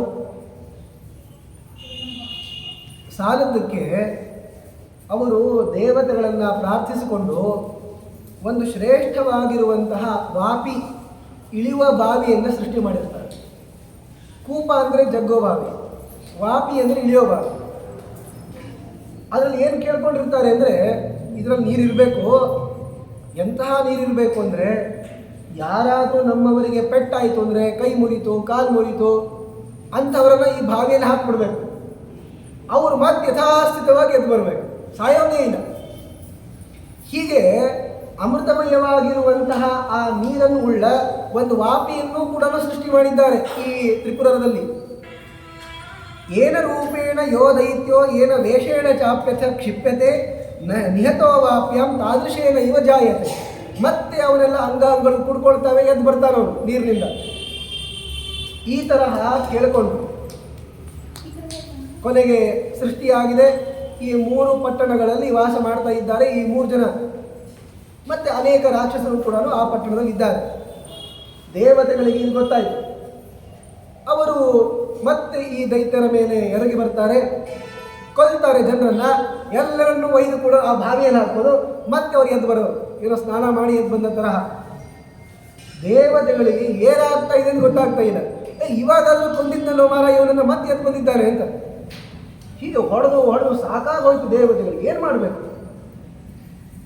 ಆಗ ರುದ್ರದೇವರ ಹತ್ರ ಬಂದು ಪ್ರಾರ್ಥನೆ ಮಾಡಿಕೊಳ್ತಾ ಇದ್ದಾರೆ. ರುದ್ರದೇವರ ಅಂತರ್ಯಾಮಿಯಾಗಿರುವಂತಹ ಶಿವಶಬ್ದ ವಾಚನಾದ ವಿಷ್ಣು ಹತ್ರ ಬಂದು ಕೇಳಿಕೊಂಡಾಗ, ಏನಾದರೂ ಮಾಡಪ್ಪ, ಅನುಗ್ರಹ ಮಾಡು ಅಂತಂದಾಗ, ನಾನು ಬಂದು ಸಂಹಾರ ಮಾಡ್ತೇನೆ ಅಂತ ರುದ್ರದೇವರು ಹೇಳಿದ್ದಾರೆ. ಆದರೆ ನೋಡಿದರು, ಈಗ ಯುದ್ಧ ಆಡೋ ಕಾಲಕ್ಕೆ ಅವರೆಲ್ಲರೂ ಬಲಿಷ್ಠ ಆಗಿ ಹೋಗಿದ್ದಾರೆ. ನಾನು ಯುದ್ಧ ಆಡೋ ಕಾಲಕ್ಕೆ ನನಗೊಬ್ಬ ಸಾರಥಿ ಬೇಕು. ಅದಕ್ಕೆ ಶಿವ ತಮ್ಮಪ್ಪನಾಗಿರುವಂತಹ ಬ್ರಹ್ಮನ ಹತ್ರ ಹೋಗ್ತಾನೆ. ಬ್ರಹ್ಮನ ಹತ್ರ ಹೋಗಿ ಅವನನ್ನು ಪ್ರಾರ್ಥನೆ ಮಾಡಿಕೊಂಡು, ಹೇಗಾದರೂ ಮಾಡಿ ನನ್ನ ರಥಕ್ಕೆ ಸಾರಥಿಯಾಗಪ್ಪ ಅಂತ ಬ್ರಹ್ಮನ ಹತ್ರ ಕೇಳಿದಾಗ, ಮತ್ತು ಮಗನ ಮೇಲೆ ಪ್ರೀತಿ ಇದೆ, ಬಂದರು ಬ್ರಹ್ಮದೇವರು. ಇತ್ತ ವಿಶ್ವಕರ್ಮ ರುದ್ರದೇವರು ಕೂತ್ಕೊಳ್ಬೇಕಾಗಿರುವಂತಹ ರಥವನ್ನು ನಿರ್ಮಾಣ ಮಾಡ್ತಾನೆ. ಬಹಳ ಅದ್ಭುತವಾದ ರೀತಿಯಲ್ಲಿ ಮಾಡ್ತಾನೆ. ಅಲ್ಲಿ ಎಷ್ಟೆಲ್ಲ ಉತ್ತಮವಾಗಿರುವಂತಹ ಪದಾರ್ಥಗಳ ಸನ್ನಿಧಾನ ಬರುವಂತೆ ಮಾಡ್ತಾನೆ. ಅಂದರೆ ಎಲ್ಲ ಯಜ್ಞಗಳು ಕೂಡ ಅಲ್ಲಿ ಬಂದಿರಬೇಕು. ಆಮೇಲೆ ಪ್ರತಿಯೊಂದು ಆ ರಥದ ಭಾಗಗಳಲ್ಲಿ ಮೇರು ಪರ್ವತದ ಸನ್ನಿಧಾನ, ಅನೇಕ ಅಲಂಕೃತವಾಗಿರುವಂತಹ ಅಶ್ವಗಳು, ಋಗ್ವೇದ ಸಾಮವೇದ ಇವುಗಳನ್ನೆಲ್ಲೂ ಕೂಡ ಅಲ್ಲಿಟ್ಟಿದ್ದಾರೆ. ಅಂದರೆ ಆಯಾಯ ಅಭಿಮಾನಿ ದೇವತೆಗಳು ಬಂದು ಅಲ್ಲಿ ಕೂಡ್ತಾರೆ. ಒಂದು ರೀತಿ ಹೇಳಬೇಕು ಅಂದರೆ ರುದ್ರದೇವರು ಕೂತ್ಕೊಂಡಿರುವಂತಹ ಈ ರಥ ಕೇವಲ ರಥ ಅಲ್ಲ, ಈ ಎಲ್ಲ ದೇವತಾಮಯವಾಗಿರುವಂತಹ ಒಂದು ರಥ ಇದು. ಆ ತರಹ ಈ ವಿಶ್ವಕರ್ಮ ಎಷ್ಟು ಪ್ರಯತ್ನಪೂರ್ವಕವಾಗಿ ರುದ್ರದೇವರ ರಥವನ್ನು ನಿರ್ಮಾಣ ಮಾಡಿದ ಅಂತ ಹೇಳಲಿಕ್ಕೆ ಒಂದು ಅಧ್ಯಾಯವನ್ನೇ ಮಹಾಭಾರತದಲ್ಲಿ ಇಟ್ಟಿದ್ದಾರೆ. ಅಂತಹ ಉತ್ತಮವಾಗಿರುವ ಈ ರಥದಲ್ಲಿ ಕುಳಿತುಕೊಂಡು ಬಂದು ಸ್ವತಃ ಬ್ರಹ್ಮದೇವರನ್ನ ಸಾರಥಿಯನ್ನಾಗಿ ಮಾಡಿಸಿಕೊಂಡು ಯುದ್ಧ ಆಡ್ತಾರೆ. ಆಗಲೂ ಪ್ರಯತ್ನಪಟ್ಟರು, ಸೋಲೋದಿಲ್ಲ. ಭಾಗವತದಲ್ಲಿ ಬರುವಂತೆ ಪರಮಾತ್ಮ ಅವನು ಒಂದು ಆಪರಿನ ವೇಷದಲ್ಲಿ ಬಂದು ಈ ತ್ರಿಪುರವನ್ನು ಪ್ರವೇಶಿಸಿ ಅಲ್ಲಿರುವಂತಹ ಏನು ನೀರಿದೆ ಅಲ್ಲ, ಆ ನೀರೆಲ್ಲವನ್ನೂ ಕೂಡ ಕುಡಿದು ಹಾಕ್ತಾನೆ. ನೋಡಿ ಎಂತಹ ಭ್ರಮೆ ಅಂದರೆ, ರಾಕ್ಷಸರಿಗೆ ಗೋವನ್ನು ಕಂಡ್ರೆ ಆಗ ಬರಲ್ಲ, ಕೊಂದಾಕ್ಬಿಡ್ತಾರೆ ಅವರು. ಆದರೆ ಈ ಗೋವನ್ನು ಕಂಡ್ರೆ ಪಾಪರಿ ನೀರು ಕುಡಿಲಿಕ್ಕೆ ಬಂದಿದೆ, ಕುಡಿಲೇ ಬಿಡಿ ಅಂತ ಬಿಟ್ಬಿಟ್ರು. ಅದು ಗೋವು ಅಂತ ಇಂಥ ಗೋವಲ್ಲ, ಇದು ಗೋ ಬ್ರಾಹ್ಮಣ ಹಿತನಾಗಿರುವಂತಹ ಪರಮಾತ್ಮ. ಅವನು ಬಂದು ಈ ಬಾವಿಯಲ್ಲಿರುವಂತಹ ಎಲ್ಲ ನೀರನ್ನು ಕೂಡ ಕುಡಿದು ಹಾಕ್ತಾನೆ. ಮತ್ತೆ ಸ್ವತಃ ರುದ್ರದೇವರ ಧನುಸ್ಸಿನಲ್ಲಿ ಬಾಣದಲ್ಲಿ ಸ್ವತಃ ರುದ್ರದೇವರಲ್ಲಿ ಪರಮಾತ್ಮ ವಿಶೇಷವಾಗಿ ಸನ್ನಿಹಿತನಾಗಿ ಯುದ್ಧ ಆಡಿಸ್ತಾರೆ. ತ್ರಿಪುರಾಸುರನ ಸಂಹಾರವಾಗ್ತದೆ ಎಂದು ಕಥೆ. ಹೀಗೆ ಬಹಳ ಶಕ್ತಿಯಿಂದ ಪರಾಕ್ರಮದಿಂದ ರುದ್ರದೇವರ ಕೈಯಿಂದ ಪರಮಾತ್ಮ ಈ ತ್ರಿಪುರಾಸುರನ ಸಂಹಾರವನ್ನು ಮಾಡಿಸಿದ್ದು ಬ್ರಹ್ಮದೇವರ ಸಾರಥ್ಯದಲ್ಲಿ. ಈ ಕಥೆಯನ್ನು ಹೇಳ್ತಾ ಇದ್ರಿ ದುರ್ಯೋಧನ. ನೋಡೋ ಶಲ್ಯ, ನೀನು ಕೂಡ ಬ್ರಹ್ಮದೇವರಿಗೆ ಆಮೇಲೆ ಕೃಷ್ಣನಿಗೆ ಸಮ ದೊಡ್ಡವರೇ ಅಪ್ಪ ಸಾರಥಿಯಾಗೋದು ಅಂತ ಹೇಳಿ ಮತ್ತೊಮ್ಮೆ ಪರಶುರಾಮ ದೇವರಿಂದ ಹೇಗೆ ಕರ್ಣ ಈ ಎಲ್ಲ ಅಸ್ತ್ರಗಳನ್ನು ಪಡೆದದ್ದು, ಹೇಗೆ ವಿದ್ಯಾಭ್ಯಾಸ ಮಾಡಿದ ಅನ್ನುವ ಕಥೆಯನ್ನು ನಿರೂಪಿಸಿಕೊಡ್ತಾರೆ. ಇದು ಹೇಳಿದ ಮೇಲೆ ಬಹಳ ಸಂತೋಷ ಆಯಿತು. ನೋಡಿ, ನೀವೆಲ್ಲರೂ ಸೇರಿಕೊಂಡು ನನ್ನನ್ನು ತುಂಬ ಪ್ರಶಂಸೆ ಮಾಡಿದ್ದೀರಾ, ನನಗೆ ಸಂತೋಷ ಆಗಿದೆ. ಅವಶ್ಯವಾಗಿ ನಾನು ಯುದ್ಧ ಆಡ್ತೀನಿ, ಇವನ ಸಾರಥ್ಯವನ್ನು ಮಾಡ್ತೀನಿ ಅಂತ ಒಪ್ಕೊಂಡ. ಅದಕ್ಕೆ ಆಚಾರ್ಯರು ಎಲ್ಲ ಕಥೆಯನ್ನು ಬಹಳ ಸಂಕ್ಷೇಪವಾಗಿ ಹೇಳಿಬಿಡ್ತಾರೆ. ಯಥಾ ಶಿವಸ್ಯ ಬ್ರಹ್ಮಾಭೂತ್ ದಹತಃ ತ್ರಿಪುರಂ ಯತ್ಪುರ. ತ್ರಿಪುರಾಸುರ ಸಂಹಾರ ಮಾಡುವ ಕಾಲಕ್ಕೆ ಬ್ರಹ್ಮದೇವರು ಹೇಗೆ ಸಾರಥಿಯಾದರೂ ಹಾಗೆ ನೀನು ಸಾರಥಿಯಾಗು. ಒಪ್ಪಿಕೊಂಡ. ಬಂದು ರಥದಲ್ಲಿ ಕೂತ್ಕೊಂಡಿದ್ದಾನೆ. ಶಲ್ಯನನ್ನು ಸಾರಥಿ ಮಾಡಿಕೊಂಡು ಕರ್ಣ ಹೋಗೋದು. ಕರ್ಣ ಹೇಳಿದ, ಯಾರು ನನ್ನ ಅರ್ಜುನ ಎಲ್ಲಿದ್ದಾನೆ ಅಂತ ತೋರಿಸ್ತಾರೋ ನಾನು ಅವನಿಗೆ ಎಲ್ಲ ವಿಧವಾಗಿರುವ ಐಶ್ವರ್ಯವನ್ನು ದಾನ ಮಾಡ್ತೀನಿ ಅಂತ. ಶಲ್ಯನಿಗೂ ಹೇಳಿದ, ಶಲ್ಯ ನನ್ನನ್ನು ಅರ್ಜುನನ ಮುಂದೆ ಕರ್ಕೊಂಡು ಹೋಗು. ಯಾಕೆಂದರೆ ಆ ಅರ್ಜುನನನ್ನು ನಾನು ಬಿಡಲ್ಲ, ಅವನು ಸಂಹಾರ ಮಾಡ್ತೀನಿ ಅಂತ. ಆಗ ಶಲ್ಯ ಬಂದಿದ್ದೇ ಕರ್ಣನನ್ನು ಬೈಲಿಕ್ಕೆ. ಶಲ್ಯ ಹಾಗೂ ಕರ್ಣನ ಸಂವಾದ ಪ್ರಾಯಶಃ ಇಷ್ಟು ಅದ್ಭುತವಾದ ರೀತಿಯಲ್ಲಿ ಎಲ್ಲೂ ಬರೋದಿಲ್ಲ, ಅಂತಹ ಸಂವಾದ ನಡೆಯೋದೂ ಇಲ್ಲ. ಕರ್ಣ ತುಂಬ ಅಹಂಕಾರದಿಂದ ಅರ್ಜುನನನ್ನು ಬೈಬೇಕು, ಶಲ್ಯನಿಗೆ ಸಿಟ್ಟು ಬರಬೇಕು. ಶಲ್ಯ ಅರ್ಜುನನನ್ನು ಪ್ರಶಂಸೆ ಮಾಡಿ ಕರ್ಣನನ್ನು ಬೈತಾ ಇದ್ದ. ಕೊನೆಗೆ ಇವರಿಬ್ಬರು ಜಗಳ ಮಾಡ್ಕೊಳ್ತಾರೆ. ಅದನ್ನು ಎಷ್ಟು ದೀರ್ಘವಾಗಿರುವ ಶ್ಲೋಕಗಳಿಂದ ವರ್ಣಿಸಿದ್ದಾರೆ ಅಂದರೆ ಅದನ್ನು ಹೇಳಲಿಕ್ಕಾಗಲ್ಲ. ಕರ್ಣ ಹೇಳ್ತಾನೆ, ದರ್ಶಯೇ ತಸ್ಯ ದಾಸ್ಯಾಮಿ ಪ್ರೀತೋ ವಿತ್ತಮನರ್ಗಳಂ. ನನ್ನನ್ನು ಅರ್ಜುನನ ಹತ್ರ ಕರ್ಕೊಂಡು ಹೋಗಿ ನಾ ಯುದ್ಧ ಆಡ್ತೀನಿ ಅಂತ. ಆಗ ಶಲ್ಯ ಹೇಳ್ತಾನೆ, ಸಾಕು ಕರ್ಣ, ತುಂಬ ಮಾತಾಡಬೇಡಪ್ಪ. ನಿಜವಾಗಿಯೂ ಕೂಡ ನೀನು ಅರ್ಜುನನ ಮುಂದೆ ನಿಲ್ಲಿಕ್ಕಾಗತ್ತಾ? ವಿರಮ ವಿರಮ ಕರ್ಣ ಕಥನ ಅತಿರಭಸೋಪ್ಯತಿ ವಾಚ ಮುಕ್ತವಾನ್ ಕ್ವಚಹಿ ನರವರೋ ಧನಂಜಯ ಕಪುನರಿಹ ಧ್ವಮೋ ನರಾಧಮಃ. ಆ ಎಲ್ಲ ರಾಜರನ್ನೂ ಕೂಡ ಗೆಲ್ಲಬಲ್ಲಂತಹ ಅರ್ಜುನ ಎಲ್ಲಿ, ನರಾಧಮನಾಗಿರುವಂತಹ ನೀನೆಲ್ಲೋ? ತುಂಬ ನಿನ್ನ ಬಗ್ಗೆ ನೀನು ಹೇಳಿಕೊಳ್ತೀಯಲ್ಲ. ನಿನ್ನ ದುರ್ಯೋಧನನ ಮೇಲೆ ಆ ಚಿತ್ರರಥ ಮುಂತಾಗಿರುವ ಎಲ್ಲ ಗಂಧರ್ವರು ಬಂದು ಕಟ್ ಹಾಕಿ ಹೊಡಿತಾ ಇರೋ ಕಾಲಕ್ಕೆ ನೀನೆಲ್ಲೋಗಿದ್ದು? ವನಪರ್ವದಲ್ಲಿ ಈ ಕಥೆ ಬಂದಿದೆ. ಪಾಂಡವರ ಮುಂದೆ ತಮ್ಮ ಎಲ್ಲ ಐಶ್ವರ್ಯವನ್ನು ತೋರಿಸಿಕೊಳ್ಬೇಕು ಅಂತ ಸಪತ್ನೀಕರಾಗಿ ಎಲ್ಲ ದುರ್ಯೋಧನರಿಗೆ ಹೋಗಿರ್ತಾರೆ. ತತ್ರಾಪಿ ದ್ರೌಪದಿಯನ್ನು ಪೀಡಿಸಬೇಕು, ಅವಳ ಮುಂದೆ ತಮ್ಮ ಐಶ್ವರ್ಯ ತೋರಿಸ್ಕೊಳ್ಬೇಕು ಅಂತ. ಯಾಕೆ ಅವಳು ಈಗ ಸಾಧ್ವಿ ಮುನಿ ಸ್ತ್ರೀಯ ತರಹ ಇರೋದು. ಈ ದುರ್ಯೋಧನಾದಿಗಳ ಸ್ತ್ರೀಯರಿಗೆಲ್ಲ ಚಲೋ ಬಂಗಾರ ಹಾಕಿ ದ್ರೌಪದಿ ಮುಂದೆ ಬಿಡಬೇಕು, ಹೀಯಾಳಿಸ್ಬೇಕು ಅಂತ. ಇದನ್ನು ಕಂಡುಕೊಂಡಿರುವಂತಹ ಇಂದ್ರ ಗಂಧರ್ವರಿಗೆ ಆಜ್ಞೆ ಮಾಡ್ತಾನೆ. ಅವರು ಎಷ್ಟೋ ಕೋಟ್ಯಾನುಗಟ್ಟಲೆ ಗಂಧರ್ವರು ಬಂದು ಇವರನ್ನು ಹೊಡೆದು ಹಾಕಿ ಕಟ್ಟಾಕ್ಬಿಡ್ತಾರೆ.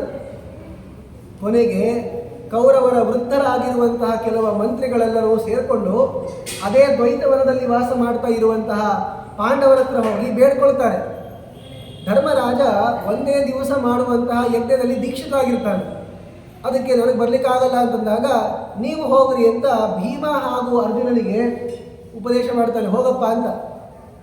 ಭೀಮ ಅಂತಾನೆ, ನಾವೇ ಮಾಡಬೇಕಾಗಿತ್ತು, ಅದನ್ನು ಗಂಧರ್ವರು ಮಾಡಿದ್ದಾರೆ, ಬಹಳ ಚಲೋ ಆಯಿತು, ನಾನು ಹೋಗಲ್ಲ ಅಂದ. ಆಗ ಧರ್ಮರಾಜ ಹೇಳ್ತಾನೆ, ಇಲ್ಲಪ್ಪ, ಪರೈಹಿ ಪರಿಭವೇ ಪ್ರಾಪ್ತೆ ವಯಂ ಪಂಚಾಧಿಕಂ ಶತಂ. ಇನ್ನೊಬ್ಬರಿಂದ ನಮಗೆ ದಾಳಿ ಆಗುವಂಥ ಪ್ರಸಂಗ ಬಂದಾಗ ನಾವು ಕೂಡ್ಕೊಳ್ಬೇಕಪ್ಪ. ಪರಸ್ಪರ ನಾವು ಹೊಡೆದಾಡೋ ಕಾಲಕ್ಕೆ ನಾವು 5 ಜನ, ಅವ್ರು 100 ಜನ. ಆದರೆ ಇವರು ಪರರು ಗಂಧರ್ವರು ಬಂದು ಹಸ್ತಿನಾವತಿಯ ರಾಜರ ಮೇಲೆ ಯುದ್ಧ ಆಡ್ತಾ ಇರೋ ಕಾರಣದಿಂದ ನಾವು ರಕ್ಷಿಸಬೇಕವರನ್ನ ಅಂತ ಹೇಳಿ ನಾವು 105 ಜನಪ್ಪ, ಹೋಗಿ ರಕ್ಷಣೆ ಮಾಡ್ರು ಅಂತ ಕೇಳ್ಕೊಂಡಿರ್ತಾರೆ. ಕೊನೆಗೆ ಅರ್ಜುನ ತುಂಬ ಪರಾಕ್ರಮದಿಂದ ಆ ಚಿತ್ರರಥ ಗಂಧರ್ವರ ಜೊತೆ ಯುದ್ಧ ಆಡಿ ದುರ್ಯೋಧನನ್ನು ಬಿಡಿಸೋದು. ನೀನೆಲ್ಲ ಹೋಗಿದ್ದೀಯ ಅವತ್ತು? ಓಡೋಗಿರ್ತಾನೆ ಕರ್ಣ. ಕೊನೆಗೆ ಎಲ್ಲ ಆದಮೇಲೆ ಬಂದು, ಏನಪ್ಪ ದುರ್ಯೋಧನ, ಈ ಗಂಧರ್ವರನ್ನೆಲ್ಲರನ್ನು ನೀನೇ ಹೊಡೆದಿ ಅಂತ ಕೇಳಿದೆ ನಾನು ಅಂತ ಅನ್ನುತ್ತಾನೆ. ಮತ್ತೆ ಅರ್ಜುನ ಹೊಡೆದು ದುರ್ಯೋಧನ ಪ್ರಾಣವನ್ನು ರಕ್ಷಿಸಿರೋದು. ಈ ತರಹ ನೀನು ಸೋತು ಹೋಗಿದ್ದೀಯಪ್ಪ, ನೀನೇನು ಮಾತಾಡ್ತೀಯ ಅರ್ಜುನನ ವಿಷಯದಲ್ಲಿ? ಆದ್ದರಿಂದ ಸಾಕು, ನಿನ್ನ ಬಗ್ಗೆ ನೀನು ಹೇಳ್ಕೊಳ್ಬೇಡ ಅಂತ ಶಲ್ಯ ಹೇಳ್ತಾನೆ.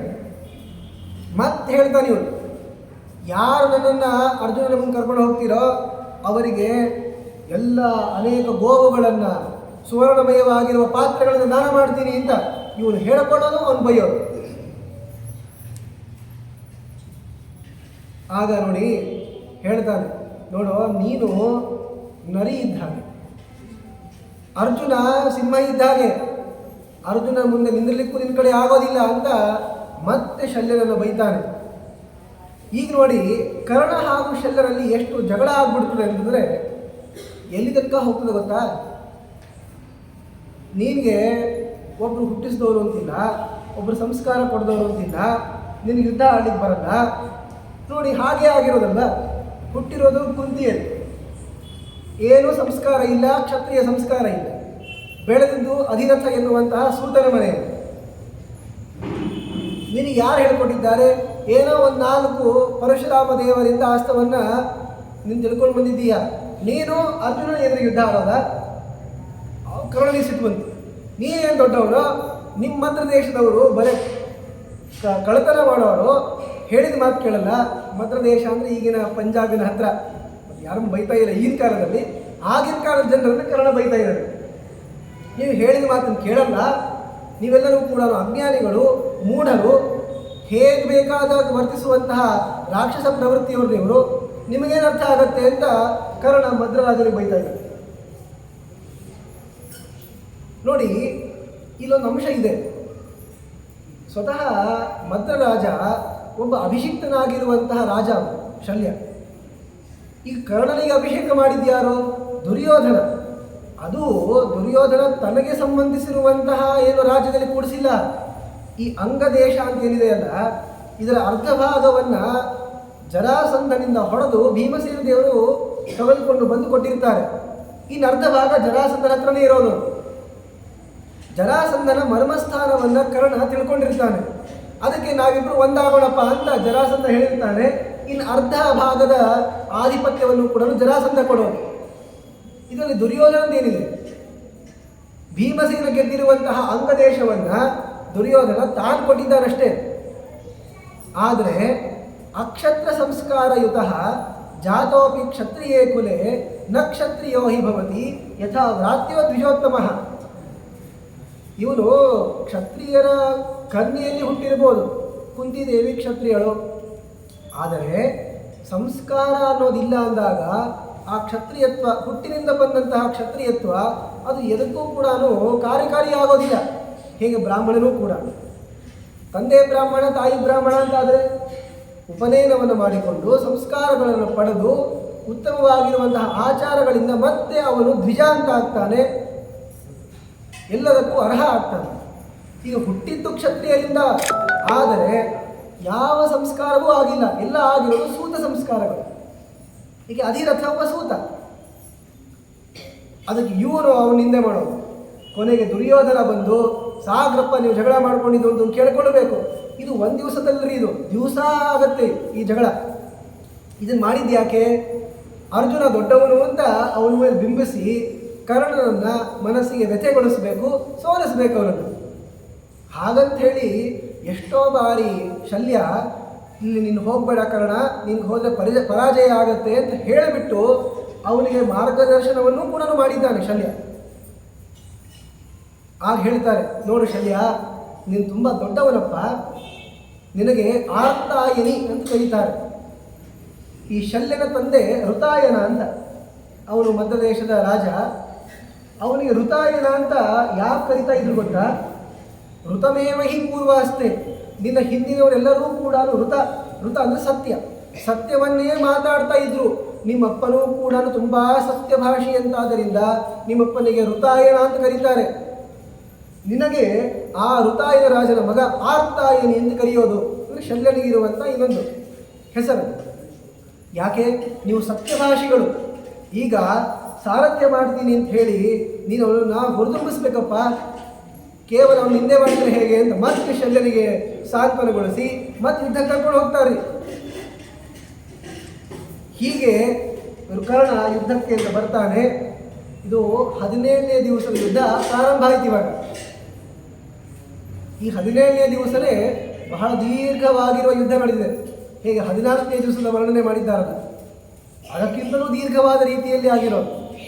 ಯಾಕೆಂದರೆ ಇದೇ 17ನೇ ದಿವಸನೇ ಕರ್ಣನೂ ಮೃತನಾಗ್ತಾನೆ. ತತ್ಪೂರ್ವದಲ್ಲಿ ದುಶ್ಯಾಸನನ ಸಂಹಾರವನ್ನು ಭೀಮ ಮಾಡೋದು. ಹೀಗೆ ಆ ಎಲ್ಲ ವಿಚಾರಗಳನ್ನು 17ನೇ ದಿವಸದ ಯುದ್ಧದ ಎಲ್ಲ ಇನ್ನು ವಿಸ್ತೃತವಾಗಿರುವಂತಹ ವಿಚಾರಗಳನ್ನು ನಾಳಿನ ದಿವಸ ನೋಡೋಣ ಅಂತ ಹೇಳ್ತಾ ಇವತ್ತಿನ ಈ ಪ್ರವಚನವನ್ನು ಗುರುವಂತರ್ಯಾಮಿಯಾಗಿರುವ ಪರಮಾತ್ಮನಿಗೆ ಅರ್ಪಣೆಯನ್ನು ಮಾಡ್ತಾ ಇದ್ದೀನಿ. ಶ್ರೀಕೃಷ್ಣ ಅರ್ಪಣಮಸ್ತು. ಹರೇ ನಮಃ.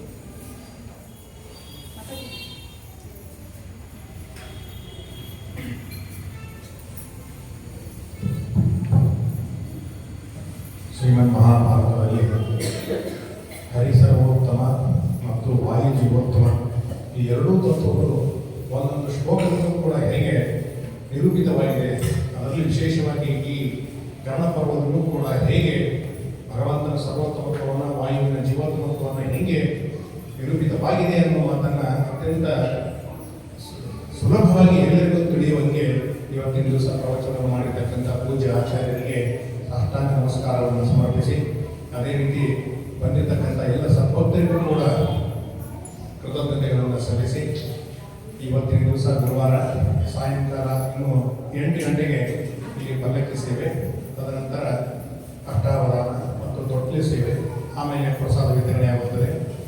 ಮತ್ತೆ ನಾಳೆ ದಿವಸ ಕರ್ಣನ ನಾಶವಾಗುವುದು, ಕರ್ಣನ ಸಂಹಾರವಾಗುವುದು, ಮತ್ತು ಮುಂದಿನ ಅತ್ಯಂತ ರೋಚಕ ಕಥೆಗಳನ್ನು ನಾಳೆ ದಿವಸ ಮತ್ತೆ ಎಂದಿನಂತೆ ಸಾಯಂಕಾಲ 6 ಗಂಟೆಗೆ ಇಲ್ಲಿ ಸೇರೋಣ ಅಂತ ಹೇಳಿ ಇಲ್ಲಿಗೆ ಈ ಕಾರ್ಯಕ್ರಮ ಮುಕ್ತಾಯವಾಗುತ್ತದೆ. ಎಲ್ಲ ಸದ್ಭಕ್ತರಿಗೂ ಪುನಃ ಇನ್ನೊಮ್ಮೆ ಕೃತಜ್ಞತೆಯನ್ನು ಸಲ್ಲಿಸ್ತೇನೆ. ಹರಿಯೇ ನಮಃ. ಶ್ರೀಕೃಷ್ಣ ಅರ್ಪಣಮಸ್ತು.